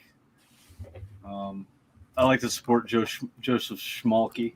He's a good dude. And this is that foil cover that came in the boxes that he sold. Are you reading Cherry Blackbird? Yeah, I read it before. So he wrote that before. There's a graphic novel, like Kickstarter graphic novels. Oh, okay. So you can read the whole story before he released it. Nice. In single issues, but yeah, that story's it's awesome. Yeah, it's really good. I'm behind. I just grabbed 3 and 4. So, I like Jay Lee's. Ooh, books. yeah, hell yeah. That's the We Live one. Yeah. They had those, and then their Primordial #1. Yeah, that's a good one too. I can't find them, but I know Hive got a bunch of Ascender. He did an Ascender cover, and we swooped up on all those. I love this book and where it's gonna go. So do I. What's the furthest place from here, right? So what's the word with the vinyls? You guys let us know. What's the word? What do you mean? What You about know, 'em? are those going to come out? We just got them in. Oh, you Today. guys got some in. Yes, I'm glad I pre-ordered from y'all. Ooh. Like, We got ours. Ours are limited to only 100 red. So Are you guys all sold out already? no, I'm You going to still buy have them on one your- right now. no, they're gone off the website. But Put we'll, one aside for me, you guys. I Yeah, want one. James, can I Have can you I have listened- one, James? have you PayPal listened you. to the music? Can I have the one you just opened up right I there? want red hoods. I want red hoods. You want red? Have Hood? y'all All listened? right. Yeah. Have y'all listened to the music for it though? Is I'm it going good? to tonight. I haven't yet. Okay. We're gonna use. Recount. that's the recap. That's the ash can, was a killer pickup. Badass. Nice. and then cover A. I grabbed these off of their Scouts website sale for 50% off. So Oh, I like what that a steal. book. I know. I was pretty stoked because I think people are at least trying to sell those ash cans in 9.8 for $500, $600 right now. Oh, just raw? Or No, in graded? 9.8. Grade Oh, 9.8. Oh, okay. What's going on with that show? Did it get option to It got option, but it just got a writer connected, a big writer too. Let me see. I'll check it out. It's shoot. here we go. One last time we'll show whatnot. So you guys, tomorrow I'll be doing Star Wars books. Here's some of the Star Wars books that I will be selling. A ton of killer variants, key first appearances. We're gonna have 1 in 200s, 1 in 75s.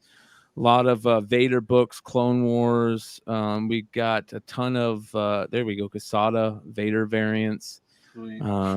We've got Thrawn books. We've got Kanan books. We got a lot of 1 in 25s. We're also going to have some pretty dope keys. Gotta love the Thrawn stuff. That's a 1 in 200, I think. Darth Maul. High Republic books are going to be there. High Republic's really big right now. It's really, really blown up. Of course, you got the news of the video game. The High Republic video game just came out. We're also going to have first appearance of Yoda right there. And we're going to have first appearance of Lando right there. Yeah. So some killer books tomorrow, Star Wars. Make sure to go and bookmark it. You can go bookmark it right now on whatnot. You're giving a slab away too, aren't you? What's that? I am giving a slab away. Thank you. I appreciate that. As a matter of fact, thank you, James, for reminding me. I am giving this slab away. So basically what I did is I had a sale today and a sale tomorrow. And so everybody that buys at least 10 items from me, and it could be, you could have done it in this sale today. You could have bought 5 items today and 5 items tomorrow. You get put in the hat to win this 9.8 X-Force number 2, CGC 9.8, second appearance of Deadpool. So buy 10 or more items and you get a chance to win that. So there's a bunch of people that I think are halfway there. One or two people that are in the running already. So get a chance to win that tomorrow. So good stuff. All right, let's get into some spec fun here. Listen, one of the things that we've been getting as a channel on the show are comments telling us how much they love the shows lately.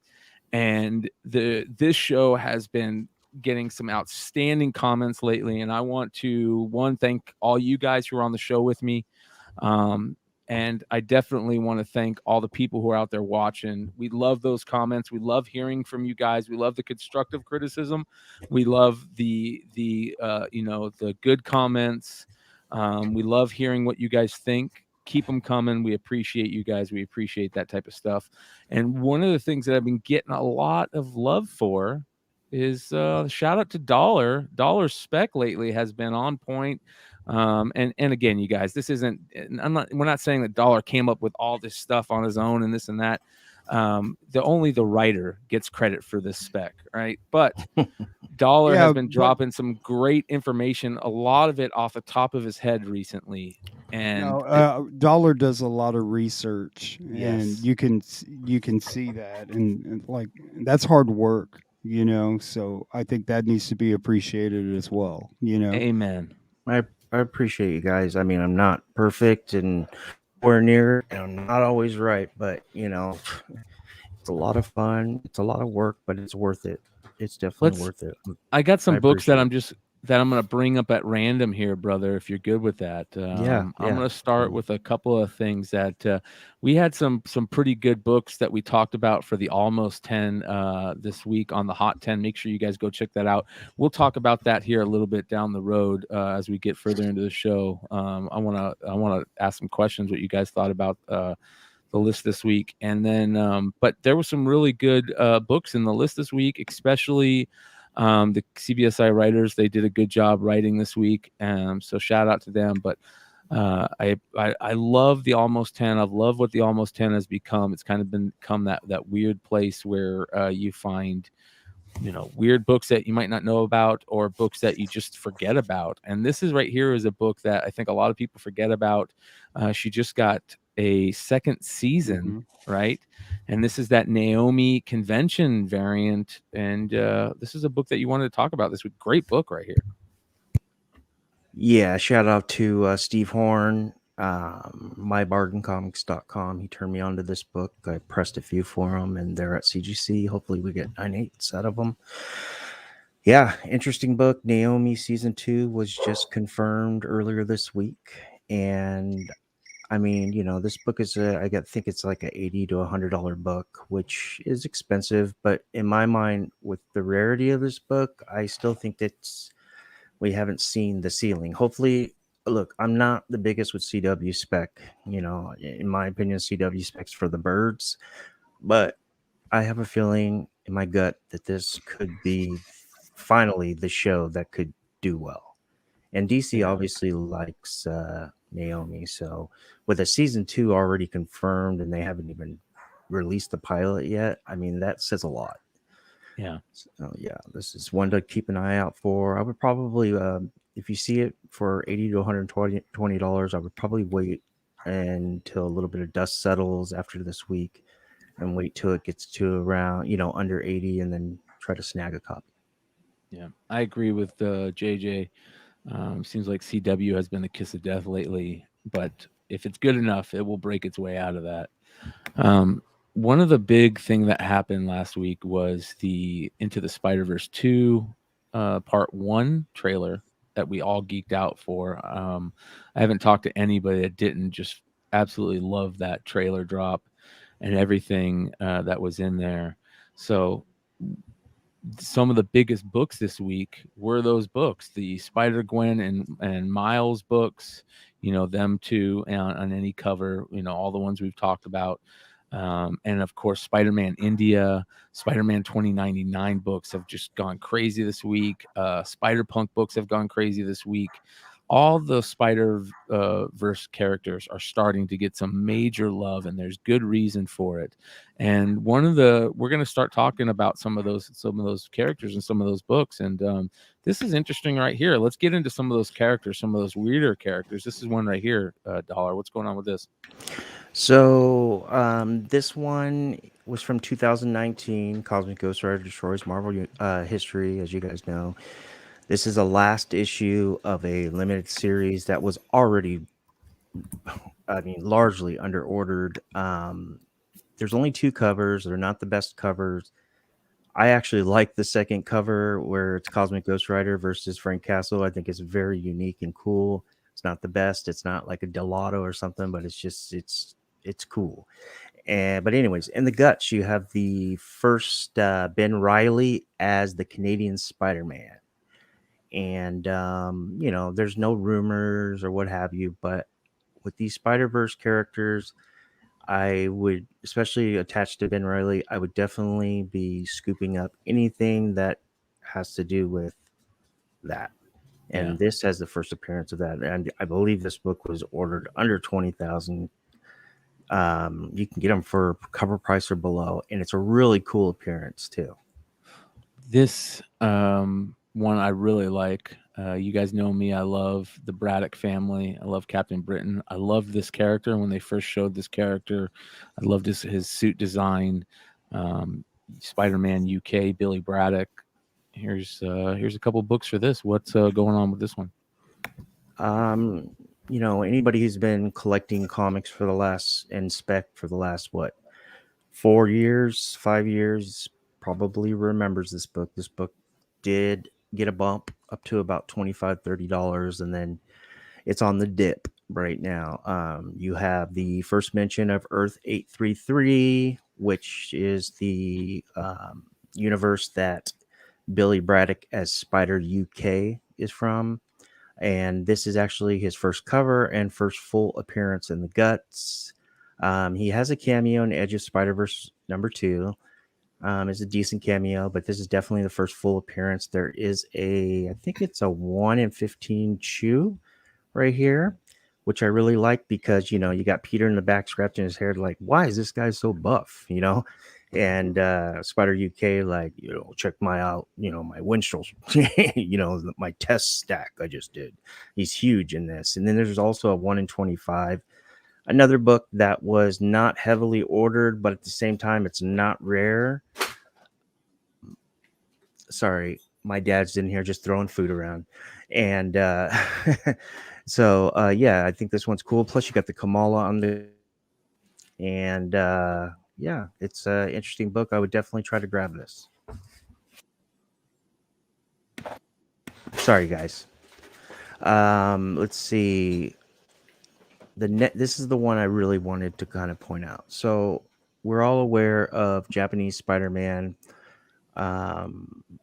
Possibly, I mean, it's all but confirmed showing up in into the Spider-Verse 2 or whatever they're calling it nowadays. Across the Spider-Verse. Across the Spider-Verse 2. Okay, so this is Takaya Yamashiro he's actually from Earth 51778, and he's also known as some other names. He's got a bunch of names, but to Marvel Comics US comic collectors, Supeda Man. This is his first appearance in cameo, but it's also his first cover appearance in a US comic.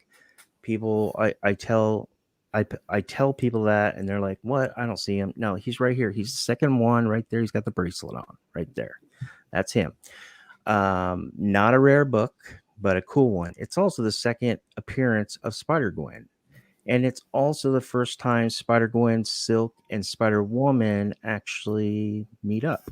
It's a really cool book. There's some really cool variants for this book.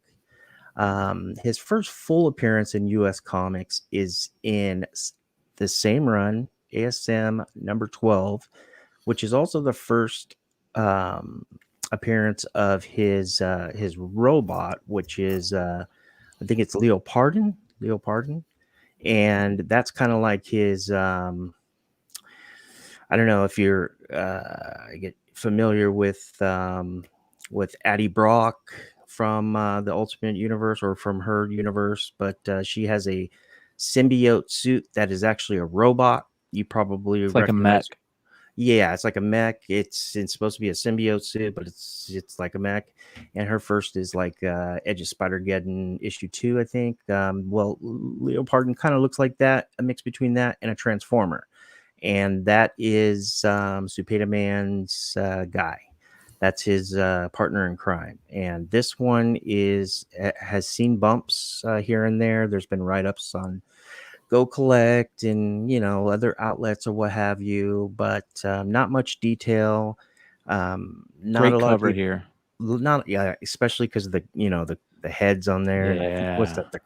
that? Not the Craven family, but I don't know. I forgot what they're They're the called. inheritors, right? The inheritors, yeah. And not a lot of people know this is the actual first full appearance of Supeda Man in this book. So they also, you know, we don't have Spider-Punk on here tonight, you guys, because we've talked about Spider-Punk so much in the last couple of weeks. I think Spider-Punk is probably the biggest character people aren't talking about a lot, right? And those books are still very, very affordable. So the Spider-Punk books are such a big books right now to be picking up. That's issue 10. Yeah. So, all right. Next, this is a book that I absolutely love. Getting into some of the cosmic stuff you started talking about Galactus variants. We need to start being on the lookout for maybe some Galactus variants, huh? Yeah, I mean, we're getting into the cosmic stuff. I mean, if you guys watch us on the Hot 10 every Friday, you'll hear Brian. He talks about it all the time. How cosmic is coming. Cosmic, he's been for years, and you know these awesome Galactus covers because he's tied big. He's the big, no pun. You know, tied to the cosmic. I guess you could say arcs. And this is I believe it's an open to order cover. I checked it out. It's not a ratio. It's not a qualifier. And I've never seen it before. And I picked it up and decided I wanted to show you. That's just a jaw dropping cover, man. That's Addy Granoff. Yeah, it's just fucking awesome, dude. That's from 2018. Also. Yeah, beautiful book. Dude. I love the Lifebringer Galactus books too. Yeah. I don't own any of them either, which sucks. All right, I love the Old Man Wolverine run. I think that it got so hot for a little bit of time before Old Man Logan popped, and just people forget that this is in the middle of the run. This is like, you know, Mark Millar and Steve McNiven did this as a storyline in the middle of the Wolverine run. It wasn't its own series. And it was so good, and there were so many great characters that it was.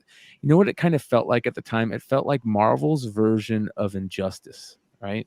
You know, Right. Injustice had that kind of. weird stories about characters, you know, in the future and them, you know, changing and everything weird. And that's what this felt like, and it was written so unbelievably well. It started with issue 66 in the Wolverine run. Of course, here we got 67. And what's going on here, Richie?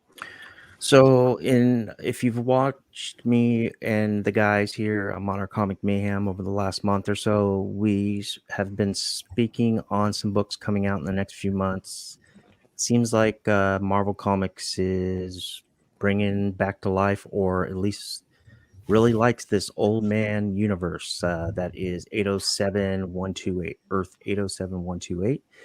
And there's a first old woman Black Widow coming out, and then there's Is that 807-128? Is that like a thing on a calculator?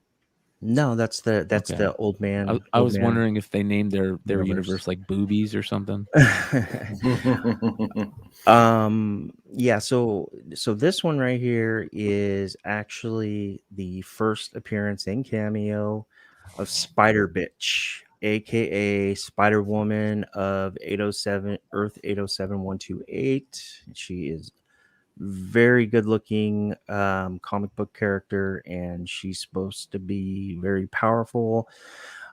She is actually the daughter of okay, bear with me here. She's the daughter of Tanya Parker, who Tanya Parker in this universe is Peter Parker's granddaughter, and also the father is Clint Barton. Okay, so her name is Clint Ashley. Barton hooked up with Peter Parker's granddaughter. Yes, in the Old Man universe. Wow. And yeah, so you got Spider Bitch first cameo in Wolverine 67. There's some cool variants, but the one I would look out for this one, because this is my favorite cover, because you know you see all the dead characters here down here in the ravine, is the newsstand. The newsstand just straight up says Wolverine right there, and then you know the 59606 direct UPC is missing. It's got the 7 blah blah blah blah. The first full appearance is in the next issue, which is Wolverine 68. Now this one is a sleeper.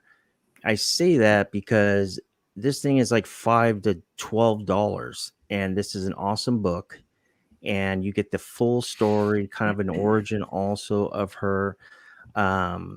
Yeah, she's Spider-Woman in this universe, and you know we're talking Spider-Verse, and you know the I guess you could say the reaction we've gotten just from one trailer. I mean, I see this franchise going for a long time, so you know, pick these up, you know, step them up.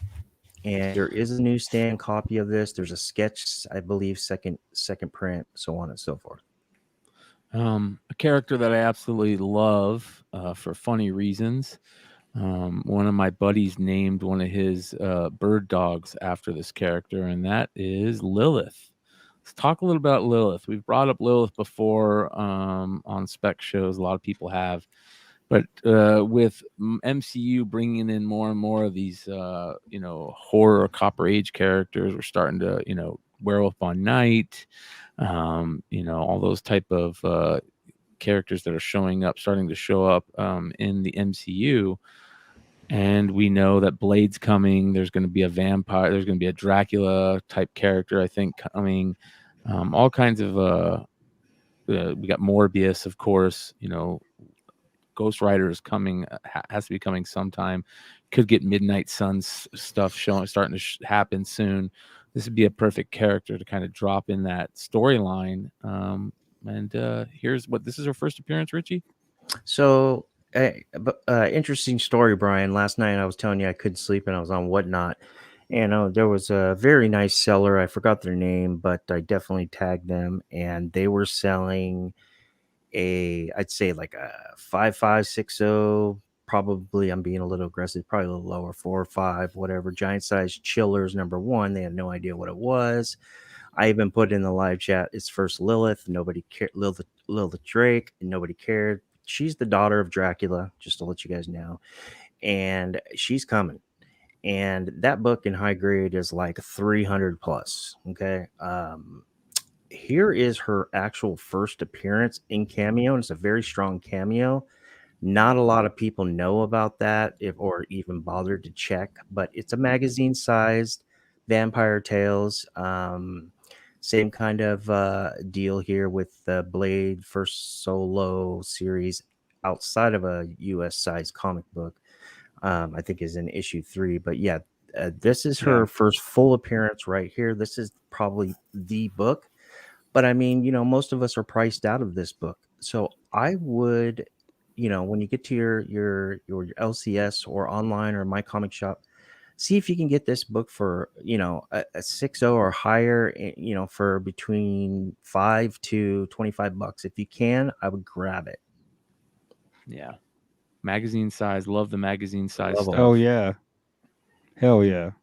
Really cool. I mean, that stuff is, it's shocking that it doesn't like have the value of like a comic. It's just a little bit bigger book, man. It's starting to change though now. Yeah, with, I think it should. Yeah, with the Star Wars stuff. Yeah, pushing a lot of those big characters our way, which is really cool. We're starting to Nintendo Power. Oh yeah. People are starting to show a lot of love to the magazine size stuff, and just wait if Captain Britain blows up like people are planning. Oh yeah, I saw the books last night, man. They were great. Yeah. If you look at the order numbers of those Batman Damned books, I mean, they're so high. So many people bought those books. And also those Harley Quinn books. That's a great point, Dollar. Yeah, if people weren't interested in magazines, they wouldn't have bought so many of the Batman Damn. That's a great point. That's right. Yeah. So cool stuff. Very cool stuff.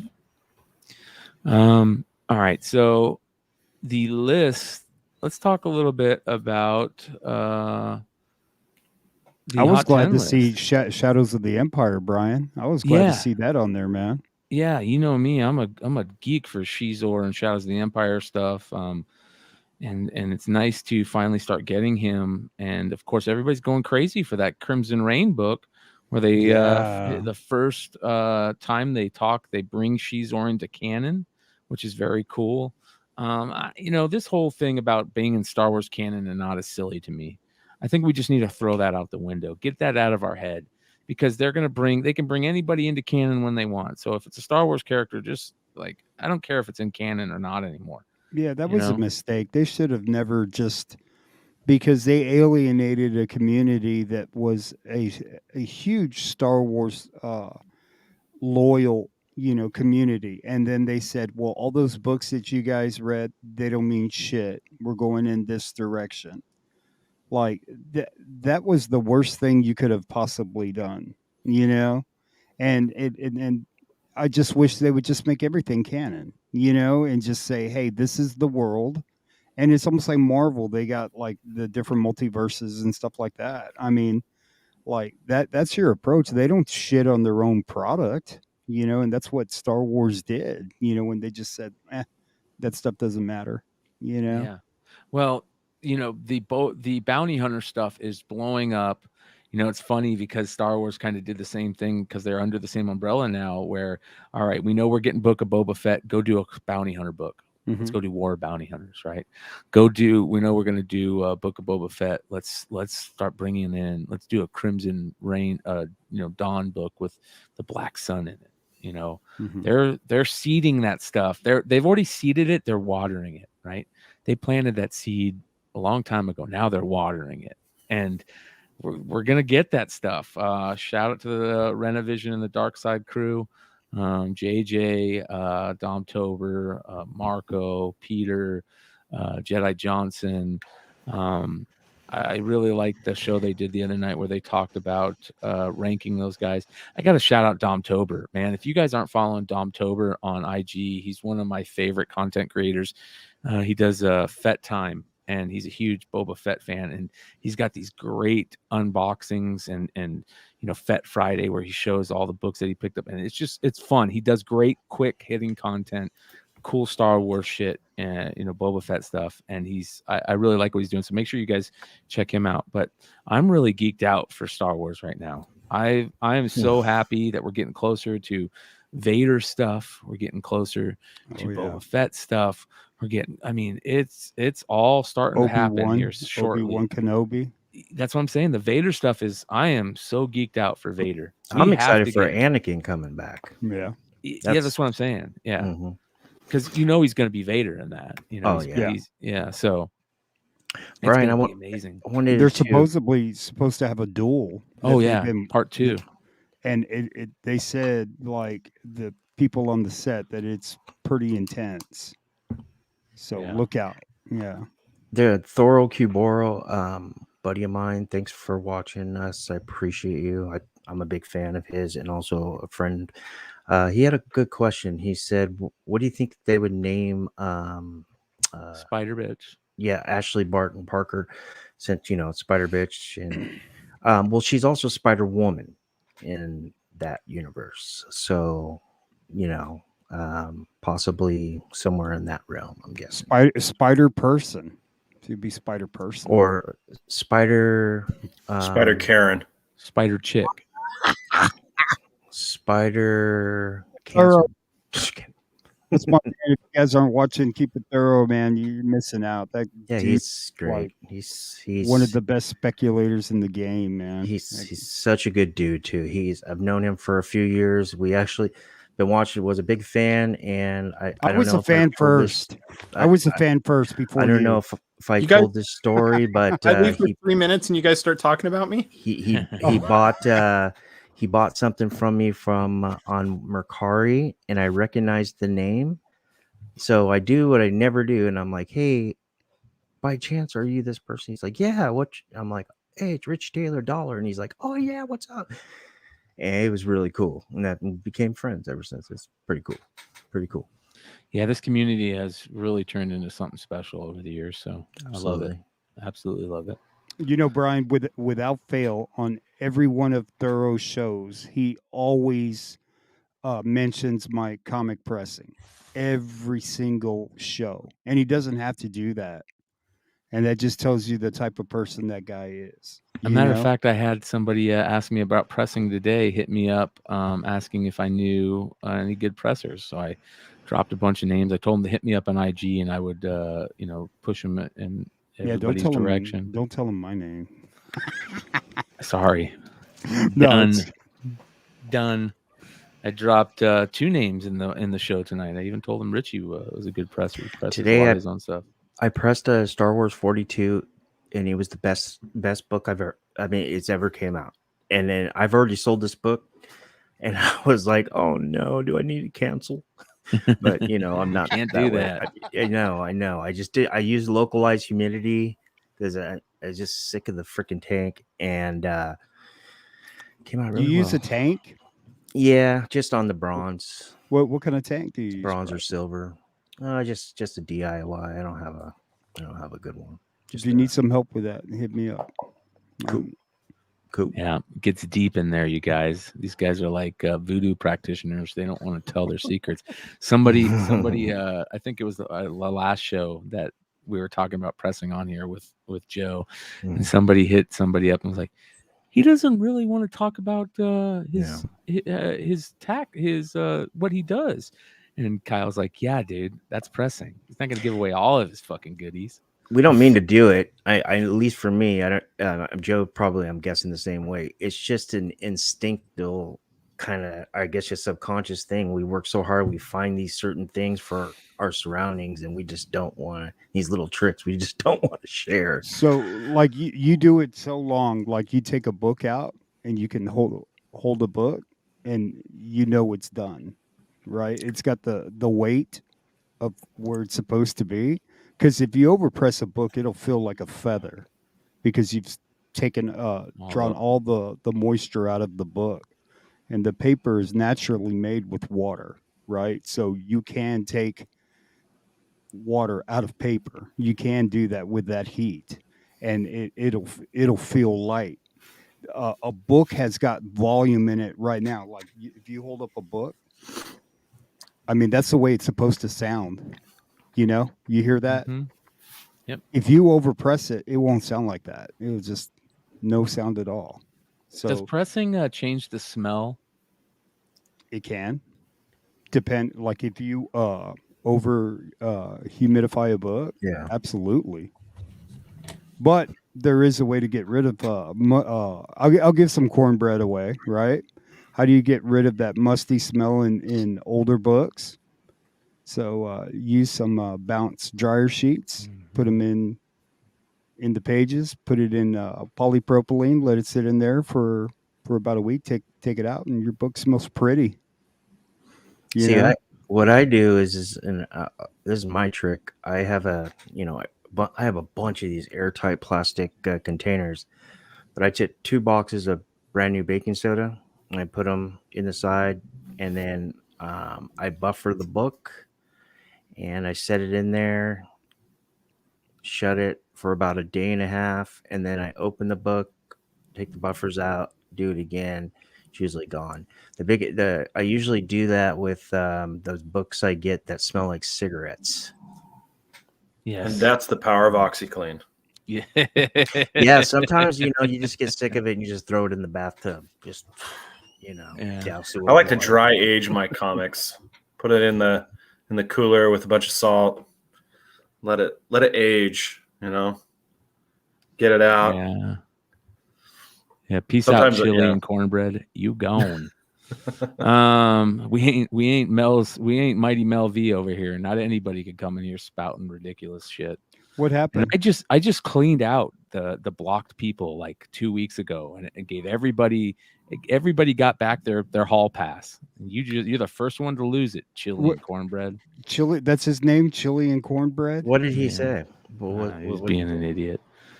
Is he So talking shit about me? Is this no, something I no, need to no, take care of, no, or? no. He wasn't talking shit about anybody. He Okay. was being a racist moron.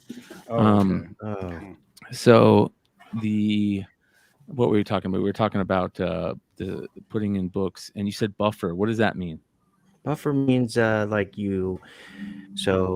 you're putting the paper stock or card stock inside the book to get it to do what you want. So, card stock under covers, staple protection, which depending on if your staple prongs are high or if they're low, how much to put in the centerfold.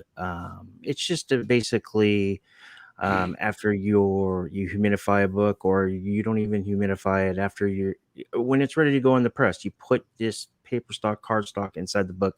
So once you set your temperature, put down your press, it does what you say or you're trying to get it. You know what I used to use dryer sheets for? I used to take dryer sheets when I was a kid and put it in the toilet dispenser for toilet paper, the cardboard toilet, and blow my cannabis smoke out of it in my bedroom, and my smoke would smell like bounced dryer sheets. So, shout out to dryer sheets. That's for any kids. I started laughing the second you started saying, you know what I used to do with dryer sheets, because I knew exactly where that was going. Yeah, mom doesn't know we're smoking in the boys' room. All right. The pressing stuff, you guys. I know you guys love hearing about it. One of these days we got to get a pressing Voltron together, We got to get all the pressing guys in here and get them talking to each other. I think that would be fun. I like to get you know, Mel on the show too. the biggest thing, and it all ties into the pressing. Learn how to clean a book. Mm-hmm. That's the first thing you want to do before you even start pressing a book. Right. Learn how to properly clean a book, and I'm talking like not modern. Most moderns are going to be Right. clean, right? So you're Mhm. talking about bronze and silver. There could be dirt inside the pages, little things that could show up with a press, little indentations and things. So Pebbling. pebbling. One thing I use is like just a air gun. Just to go through the pages real quick. Nice. Never Never thought of and that. I can shoot a video on just how to do it properly and safely, but that way you ensure there's no debris in your book. Hey, Dave, we did unblock Jeffrey. Jeffrey is nowhere to be found. Shout out Mr. Comic Book. Jeffrey is poof, gone, got some of his own medicine. We were just talking about what about I've seen people use those like ball bearings to kind of fix dents and stuff. Do you ever do that? I do it. Man. I do it. It worked for me. It works, especially if somebody wrote on the book, like not on the book, but let's say on paper above it and left an yes. indentation. Yeah, Yes. You could take that out with properly humidifying the book and pressing it out. That's true. But he doesn't like tack irons. I do. Yeah. So that's that's my thing. But I use the ball bearing for that, and also I use it for some things that are on the spine, some dents that are on the spine, depending on what it is. The trickiest thing for me is the square bounds, resetting the square bounds. Now, if That's it's already what it was. Magazine books. Yes, if it's already magazine. crushed, and it has a razor spine, it's pretty much gone. There's nothing you could really do. I mean, Joe could reset it because he's so good. But for me, I don't want the spine to split, so I probably wouldn't mess with that. But there's some, like for instance, I had a new X-Men annual, I think it's 14, where it's like the Gambit, and it came back in 9.6, and I just didn't understand that. But I noticed on the spine, and I had just started pressing at this time. It was a little bit twisted, and all it needed was just a reset. And basically, all I did was I put it in the press for 5 minutes to heat up the glue. And once I heat up the glue, I use a straight edge, and I just reset the spine. I won't tell exactly how I do it, but it's very tricky because you can split the spine like that. You have to be really careful. One of the tough things is pressing magazines. Have you guys been pressing magazines at all? Yeah. I pressed a few. That's not tough. Not tough at all. Actually, it's easier for me than a comic. Even the magazines that are like so, for example, like some of the first Nintendo Powers, if I remember correctly, their binding is like rounded instead of squared. I'm always worried that I'm going to fuck that up. Do you press, Brian? No, or whoever I have press it's going to fuck it up. You know what I mean? I prefer pressing square bounds more than staples. I'll be honest with you. It's actually more fun, and because you do a little more work, you cut out these strips, and because the press, when it comes down on the clamp, it comes down. I mean, it looks even to the naked eye, but it's actually more pressure where the clamp is, and it's actually a slight grade. When you cut these strips up, you want to put it on the side of the book to where that grade of the press is actually evens out. Can you understand that? So if I press so it comes down barely, the press barely comes down like this. It looks to the naked eye even, but it's actually not. And you put this little stack of strips there, and what that does is it holds the press pretty much even, and that basically keeps it from pressing down that glued spine and making it flat or razor. AOA says Brian has a real nice press. He just looks at it. Yeah, you're right. I had two. I of think them. Brian does press. I And have. he's not I had, telling us. I had 2 of them, but I sold one to Wookie. Where's Wookie? That is beautiful. Look at that old school silver Wow, screen, nice, Marilyn Joe. Monroe. Ooh, I pressed. I've had 2 of these, and I pressed this one. This one you're gonna came have to out. repress it now. Joe, if you don't mind me asking, I've always wondered: are those records or comics behind you? Oh, those are comics, bro.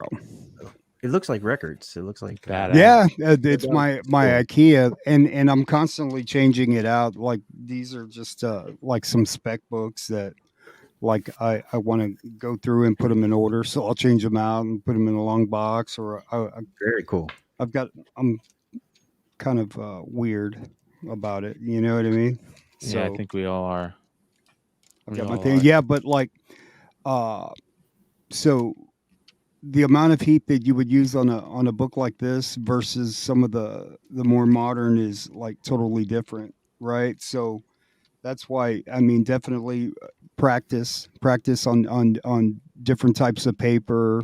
You know, sometimes you don't need that much heat at all. You know, and it's all you know. And I said it on Gogol's show, Comic Book Food Chain. You know, it's all about properly humidifying a book. Like some people use like Dollar uses like totes or chambers or whatever like that. You know, like that could cause a problem with because it's not really secure. I had one kind of fabricated for me and built for me, so like I can humidify the same time frame books. I can do about like 35 books at one time, Oh wow. and then I've got like six and a half presses. I got a little baby press, and that's my good luck press. And like that book that I really want, that Mojo, because that was my first press. I had the little seal, right? So a book that like you know it's kind of a ritual. I put it in that little press for good luck, and always keep that little press, you know, to remind me where I started, and I'll never get rid of that fucking little press. You know, and when I first started pressing books, I was like, man, pressing with that one press, man, it's like turnaround time was about 1 year. But yeah, it's practice. That's all it is. I mean, there's hella pressers in the community, man. I mean, like I've seen a lot of guys where I mean, they're just you know, I'm impressed. You know, I've just had the fortune of having this platform with you guys, and you guys talk me up, and oh man, you're great and all this, but man, there's so many great pressers in the game, man. I don't hate on anybody's technique or because it's all just trying to get the book to the best shape that it can be in, you know, and everybody's got their different way, but as long as you get it done, you get it done, you know. So Amen. Amen. So let me talk about a couple things out here. It looks like shout out to Sugar Sean. He looks like he won his match today, UFC 269. That's pretty cool. I'm just going through a couple things here. All right. There was something I was heading with this and I can't remember. hey, you know what could be a big spec book, dude, is the Blade 2 comic book adaptation, the Wesley Snipes from the Wesley Snipes movie. So like if the multiverse is cracked open, like doesn't that put Wesley Snipes in play to be like an older Blade or some Well, kind of isn't there rumors of him being involved already in this? I thought he I said hope he so. wasn't going to be involved. He's not going to be involved? I thought I had read somewhere that he was like refused to be involved, but I don't know. Man. Yeah, Maybe I read come that on. wrong. I hope so. I hope you know, because that would be cool. You know, I mean, you're putting Michael Keaton in fucking Flash. I mean, might as well put like Blade. Everybody's in play now. You know what I mean? Like everybody's gonna come back and do their. I wonder if they'll get that old Spider-Man from the '70s TV show because he's still around, right? What was that actor's name? Or even do Lou Ferrigno, the Hulk. You know, bring him in there. Just have everybody pop in there from any kind of superhero show. So I don't know if you guys have been following the points race in the NHL, but our your boy. Alex Ovechkin is second in points. All time? No, I wish. Yeah. So he is second in points right now. I think he has 20. Is it 20? I think he's leading with 20 goals. And no, he's second with 20 goals. Draisaitl's ahead of him. He's got 44 points. But the crazy thing is the recent today was a game between the big boys. We had Crosby and Ovi playing each other, and Crosby is back, and he is freaking on fire right now, which is crazy. I'm trying to find this thing. I think he's got like 6 points in his last. What is it? He's averaging 6 points. I don't know, something crazy. But the cool thing about this is, of course, the golden auction, you guys, getting ready to start. We've got a couple more days. Wow. The When does it go on? Yeah, the golden auction's getting ready to start here soon. The holiday auction. They ended their VHS and pop culture auction today, I believe. Was it today? Yeah. December card auction. December. Let's see here. Did this? No. Let me go back. I'll show you guys some crazy things. I think the VHS stuff sold. Here we go. Find it. They need to make their website better. I got to see what year this Star Wars one is because I got like two of them and they have two different covers. This one is in hi-fi. So if you have a VCR, make sure it's hi-fi compatible. I thought it was funny. Anyway, I'm trying to find the recent auction, but all right. So the crazy thing is I'm gonna try and get the Golden guys on. I want to get somebody from Golden on because we're gonna try and have a pretty cool story coming up. do you have your stuff listed yet? Does it show it on there? I don't think it shows it on there, man. This is it right here. Opens 12. Yeah, this isn't. I don't think it's in here. That's pretty cool. Look at that. 78 Mardona rookie card. God. Look at that, man. That's awesome. Here we It's already go. at 14. Ooh. OPG 9. Oh, off-centered, though. It is off-centered. How about this one right here? There's a Topps 8.5. I want this. I want that, man. It's a little off-centered, but, man, I'll take it any day. That's a grail. Yeah. That's a fucking grail right there, man. Yeah, it's my grail. This is a grail, too, right here. Because Oh, BGS will only grade them. The Star Jordans. Mm-hmm. This is the real Jordan rookie, 84, 85 Star instead of the 86, 87 Flair. This is one of the toughest PSA 10s or high-grade NFL cards you will ever see. Steve Young, 86 Topps rookie. Look at those Barry Bonds. Go back up. What's that Bonds going for? It's already at a fucking grand. Are you serious? Yeah. Here's the Dwayne Johnson. Gotta love that card, right? We've been talking about this card for a while. Here's a mint 9, 1300. Here's a finest refractor Kobe. I've got two non-refractors that I gotta get graded. This one's selling for 20 almost 21. It's gonna hit 21. Love the Brady SP Authentic rookie. 18 grand on a 9.5. Look at this. You got a couple of the rookie ticket 2000 playoffs. This is just authentic. They didn't even grade it because it's so hard to grade in high grade. He's got two of them. He's got a 7 here. That's at 9 grand. That's crazy.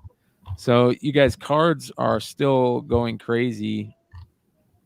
The Kobe stuff, the LeBron stuff, the Brady's, new stuff dropping every day. Who was that pirate? Was that McCutcheon? Where? Right here? Yeah, this is Andrew McCutcheon. Yeah. Superfractor, 1/1. Trout. This is kind of cool. George Bush signed card 1500. Oh, wow. Yeah, from Allen and Ginter. There's the I love the Vladdy yellow, man. The yellow looks so Oh, that good. pops, man. Oh yeah, beautiful. 11,000. Holy cow. 11,000 for a 9.5 Vladdy. Dak Prescott cards are through the roof too right now. Dak's god brother works for me, man. Really? Yeah, Yeah. his cards are through the roof. Patrick Mahomes. A lot of football cards that are available. But anyways, I don't see my Ovi. Let's see if they have Did one. you filter just to hockey? I think you could It's not filter. listed. It won't be listed, I think, till the 22nd. Oh, gotcha. Yeah. So, what is this? Oh, is that yours, bro? Oh, ho, ho. Is this mine? That looks like yours. Let me double check.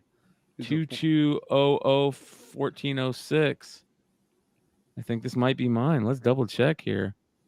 When does Dude, it end? They're already bidding on it, bro. Ends Sunday 12/19. Is this mine? I don't know if it's mine. Let's double check. I hope this is mine. God, I hope this is mine. Let's see here. Bro, it's already at $2,100 with 7 days. Let's bid it up, bro. You won't need to. That card's gonna go nuts. Oh, yeah. Yeah, there's none of us have deep enough pockets to bid it up to what it's gonna end at. Yeah, that card. Hopefully, Brian gets at least 70, 80. All right, let me see here. It should. I mean, Yeah. Jesus Christ, man. What more can you want? It's a perfect 10. It's auto. SP. I'm looking to find my picture of it in my phone here. Let's see if I can find it. I sold a Debo Samuel card this weekend on eBay. I sold my one of numbered to 5 Debo Samuel rookie, the gold vinyl rookie.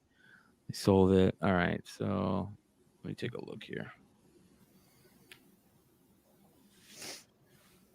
It won't let me zoom in.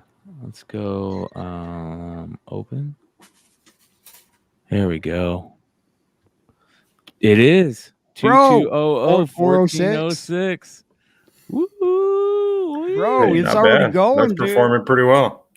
$2,000. It's I bought this for $200, you guys. It's got 12 bids. Hey, click on the bid history.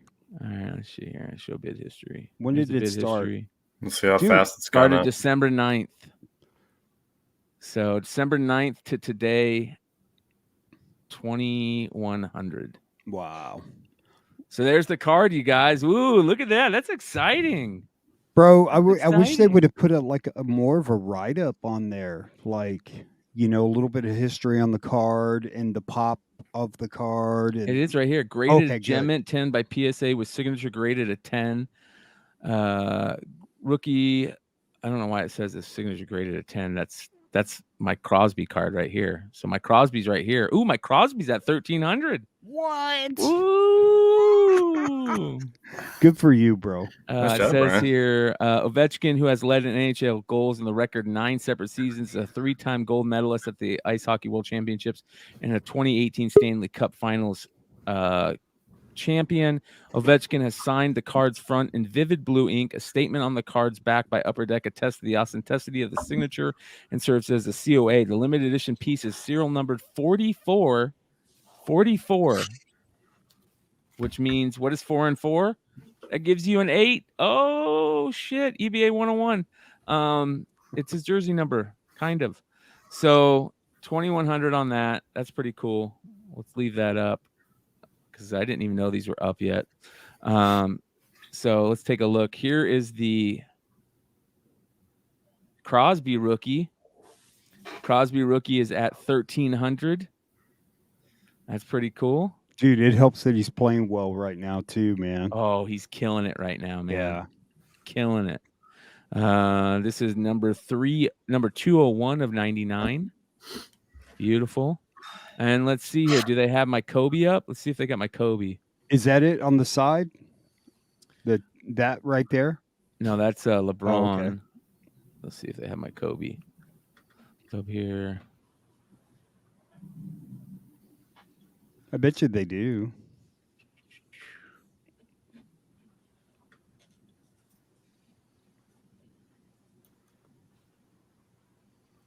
Did you see those Kobe Hirachis I restored and flipped, Brian? Repainted them and No. Oh yeah. I saw those. Yeah, those are awesome.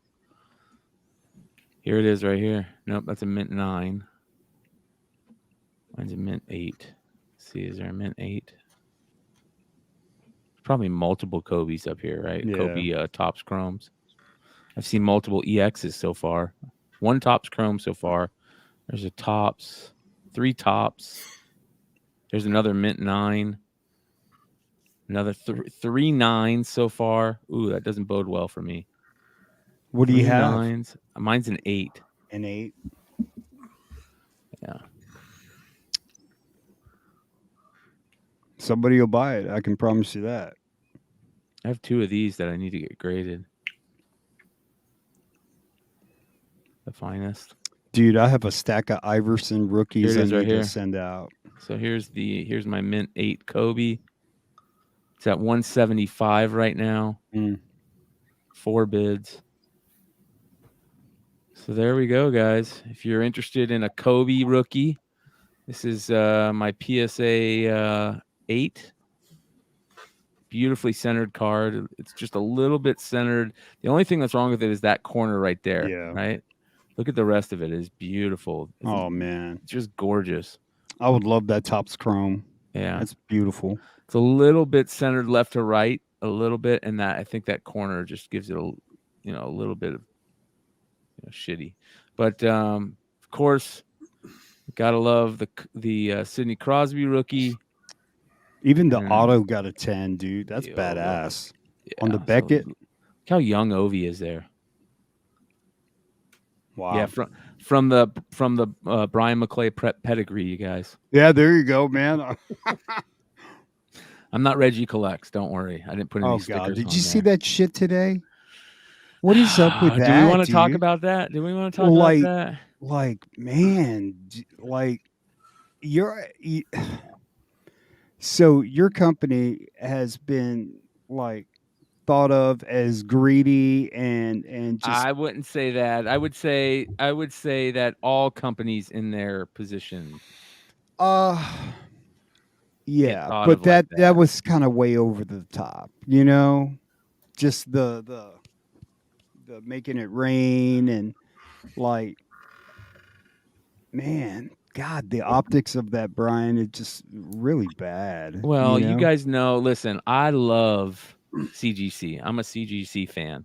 We love Matt Nelson over here. I know, people, have their feelings about CGC and where, how things have happened, but you kind of got to give them a little bit of a break here. We had a fucking pandemic going on. Like, at least CGC's grading books. PSA's not grading cards. True. But I agree. This might not have been the best thing to put out right now. Was she kneeling down on her knees? Can you rewind come on that? now. I don't want to hear that. I don't want to hear that. All right. I was just checking. Get out of here. Get out of here. I love Brit. Brit. No, man, I'm just teasing. But it's just like that's not the look you want, right? Yeah. See? I don't know, guys. I think I appreciate that a little bit more now. I don't know. I love CGC. I'm a fan of CGC. Oh, I love CGC too, man. I mean, I love Matt Nelson. I love the service they provide. I do. We have to give them. Sometimes we got to give them a little criticism. Everybody deserves a little constructive criticism, right? And everybody deserves criticism when it's necessary. But maybe that wasn't the best. Matt offered me a job on air, man. So like I can't hate on him, you know. So shout out to the CEO over there, right? Doing. Let's cross our fingers that they continue to hire graders, train good graders, and give us all good grades. We all want the good grades. I want all the 9.9s and 10s to go to these guys here and to these guys here and me too. Everybody that's listening, I bestow 9.9s and 10s on you. So I just want to know how they can feel for restoration with their bare hands. That's why they don't wear gloves, right? So they can feel the restoration. Oh, Color up. I felt it. Yeah. JJ says that's a pretty lame complaint. Talk about whatnot, and I could say similar stuff about it. And Comic Con, of course. Hey, listen, you guys. Everybody, like I said, everybody deserves a little constructive criticism now and again. None of us are perfect. Yeah, I asked the question. I go, it looks bad, right? Like the optics. Like I'm not picking on anybody. Yeah, it is what it is. Yeah. It's that I got probably 10 messages about that post, at least today, just alone. But yeah, whatever. I didn't know Reggie did a book. What was the book about? I don't know. I think he just did. Like, is he famous or something? Yeah, oh yeah, man. Just like you're famous. No, I'm not. Just like I'm famous. Just like he's famous. Just like these guys are famous. We're famous, brother. Whether you guys whether you believe it or not. Let's do a book, man. I don't want to do a book, man. That's too much time. We'll do a variant cover for it. Yeah, you don't know I bet how it would sell. You don't know how many times Nico calls me and goes, "Bro, I'm telling you, we got to write our own comic, man, and we'll have the Hive guys do a foil cover for it." I'm like, "Yeah, sounds fucking awesome. I want no part of it." It's a lot of fucking work, man. So shout out to those guys that create their own comics. Let's talk about that for a second, because that is a world beyond itself that we don't know about, right? Like, a lot of these guys are paying a lot of money to create their own comics. Say you go to Image, you're paying $10,000 at least for one issue, right? Out your pocket. You're paying for the art. If you decide to come up with a comic book idea, you're paying for the art. So you're got to pay the art out of your own pocket, the artist out of your own pocket. If you go to Image, Image does the distribution and the PR for it, but you got to pay the artist. You got to pay to have the book printed and all that stuff, I imagine. So there's a lot of money. You're dropping 10 grand or more on one issue of your comic book. And then what if and it sells out the gate, and you're like, sweet, I gotta go get more money for issue 5, 6, and 7.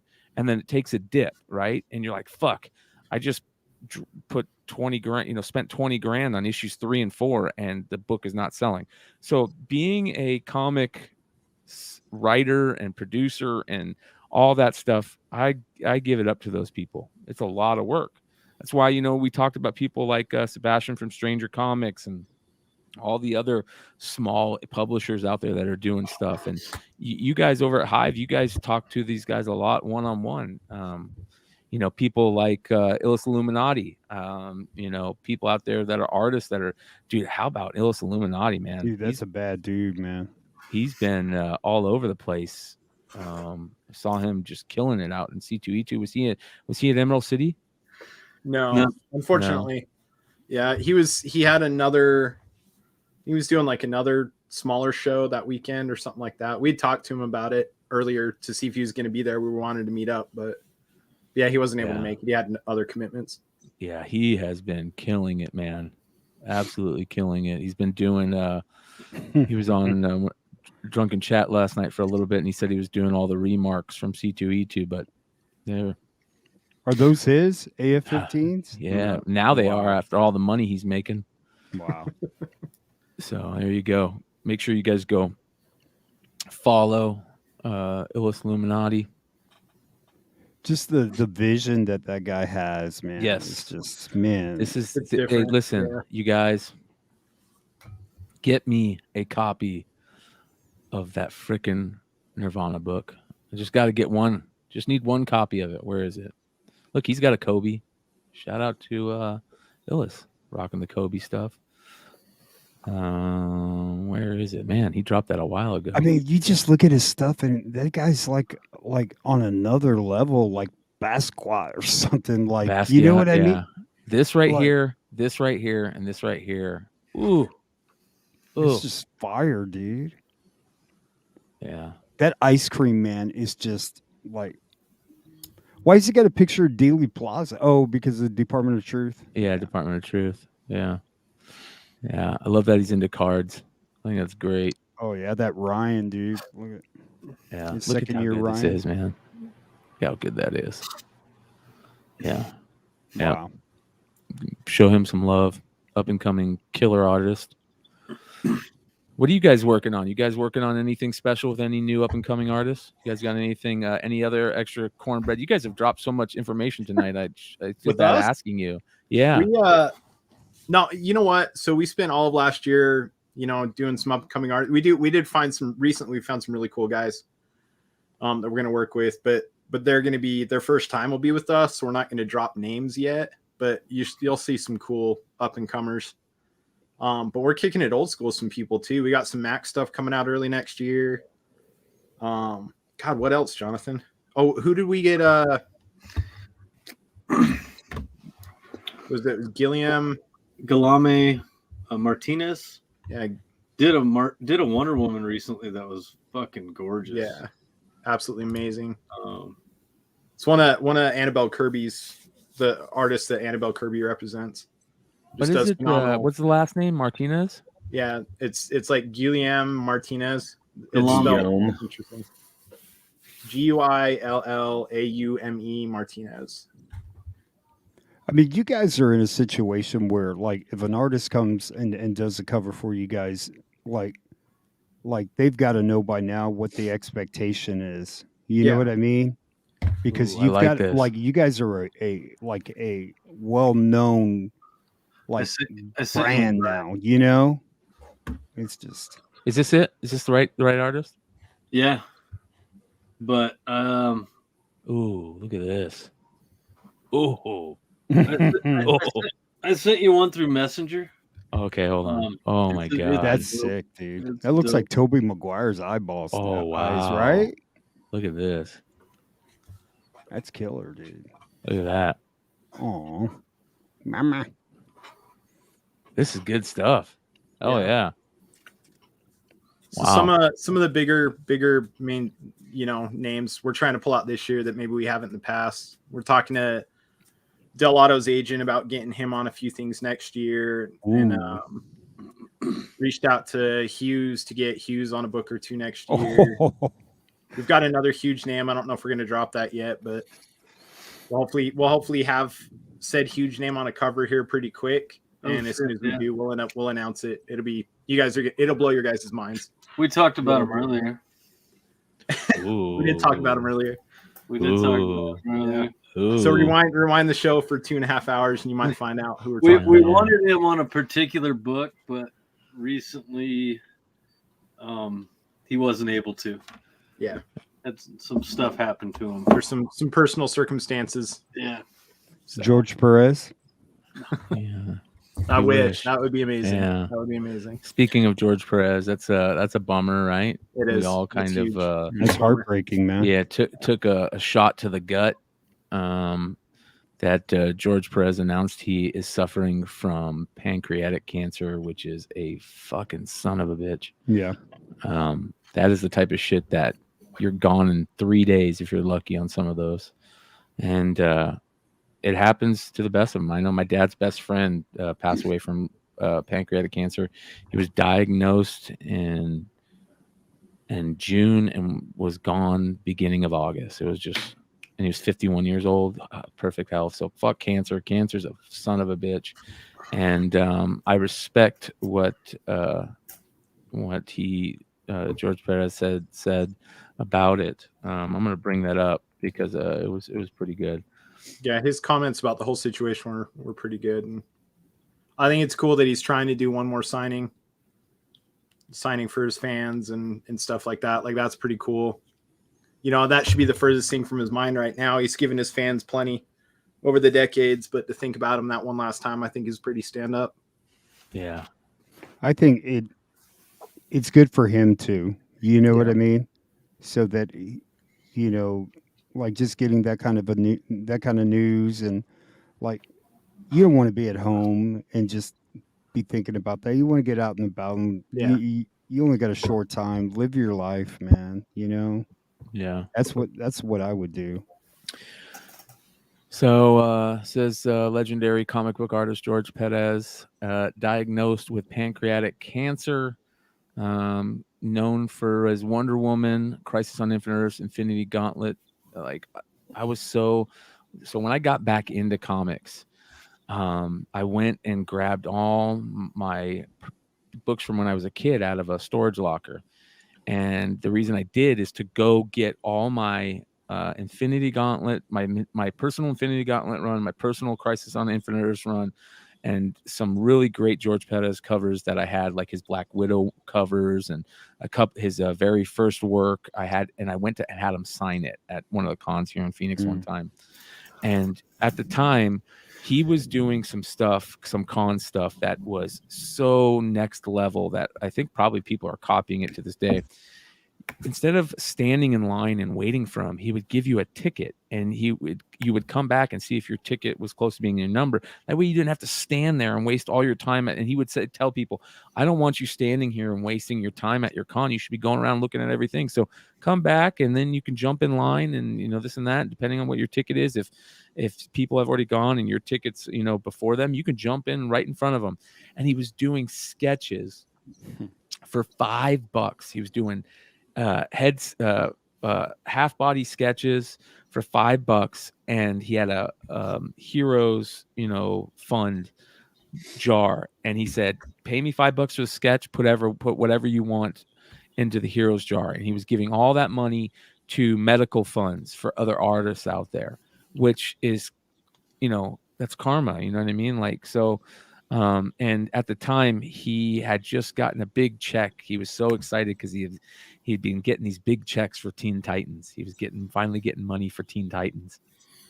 And I think me and Kyle asked him, like, are you making good money off Teen Titans now? He's like, I made more money off the last Teen Titans check than I did in 2 years of doing comics. So some of these guys out there are getting their, just desserts, for the characters they created. But all right, so it says here, this is what comes from George.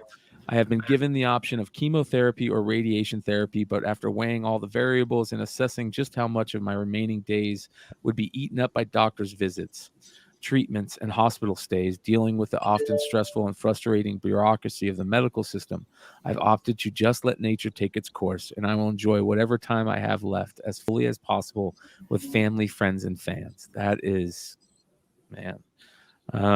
He said, this is not a message I enjoyed writing, especially during the holiday season, but oddly enough, I'm feeling the Christmas spirit more now than ever that I've had in many years.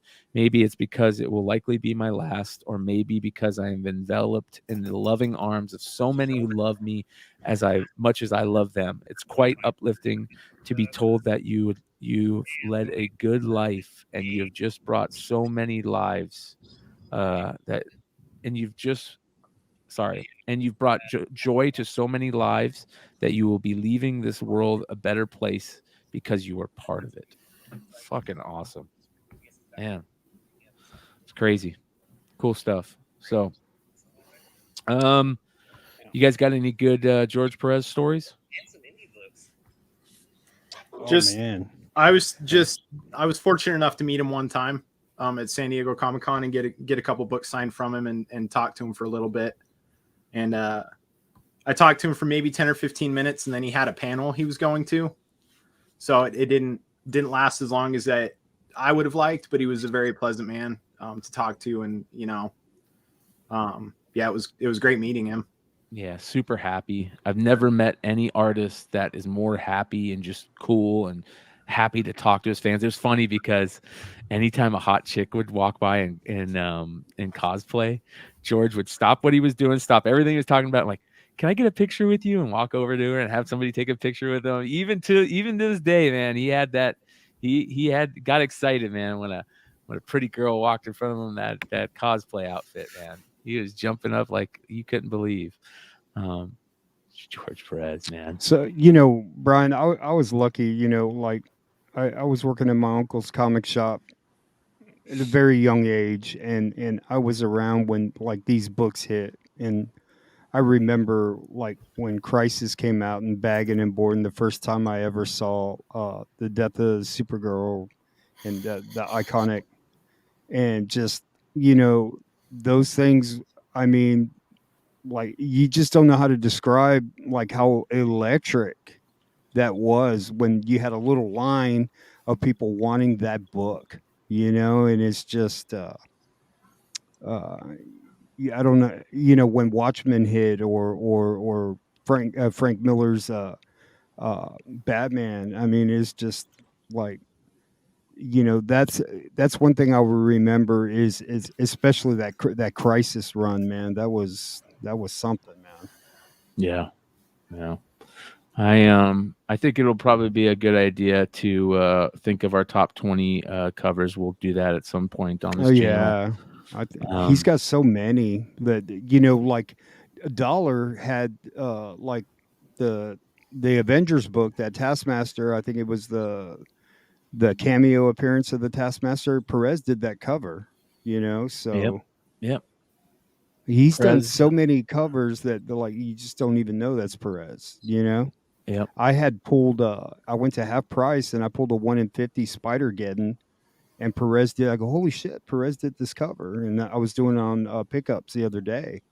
I was like, man, that's a fucking thing. And then like I looked on eBay like after the show, and it was like it sold like 6-7 copies of it like right after the show. But man, it's like his art style kind of changed a little bit, and like the way he drew Spider-Man on that Spider-Man Geddon, like didn't look like his early stuff, man. He was getting better. Yeah, and that's weird. Usually the artists, as they get older, sometimes their art fails. Yeah, or they stick to the same thing for 30 years. They draw exactly the same way, but there's a few of them that you see that they transition throughout the decades, and he was definitely one of them for sure. Yeah. I love his autograph too. His autograph is so clean, so clean, nice. Yeah, and then when you get a George Perez autograph on those books, and then you get Marv Wolfman, and Marv Wolfman's autograph is just garbage. Like, can't it just be nice like George Perez and make that book look nice? And Wolfman is just like, But love those guys, of course. Infinity Gauntlet, Crisis on Infinite Earths. It's funny because George Perez's first professional work was that first appearance of Deathlock. So that's right. Book. Yeah, tough. Kind of cool to be your very first professional work to be a key like that. So be on the lookout for that stuff. All right, you guys. We are just about to hit the 3-hour mark. I want to thank everybody that hung out with us tonight. Shout out to our homie Kyle, who is in Laughlin right now, living it up. Took the young lady. Won't even call her an old lady because she's younger than all of us, and she got to go out to Laughlin, and with his mom. They took his mom out there, and they're out there partying. So anybody wants to go to Laughlin in February, let me know. I will be there. Let's go party in Laughlin. Amen. And that being said, thank you guys for hanging out tonight. Modern Comic Mayhem every Saturday night.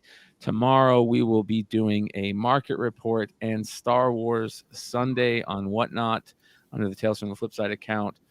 Make sure you guys go check out Hive Comics. Got some great new books that are dropping. Just amazing covers. Great cover on that Silver Surfer, you guys. Great cover on the Stray Dog stuff and everything coming down the pipe. And appreciate you guys coming on. All right, we're out. Peace. Thanks.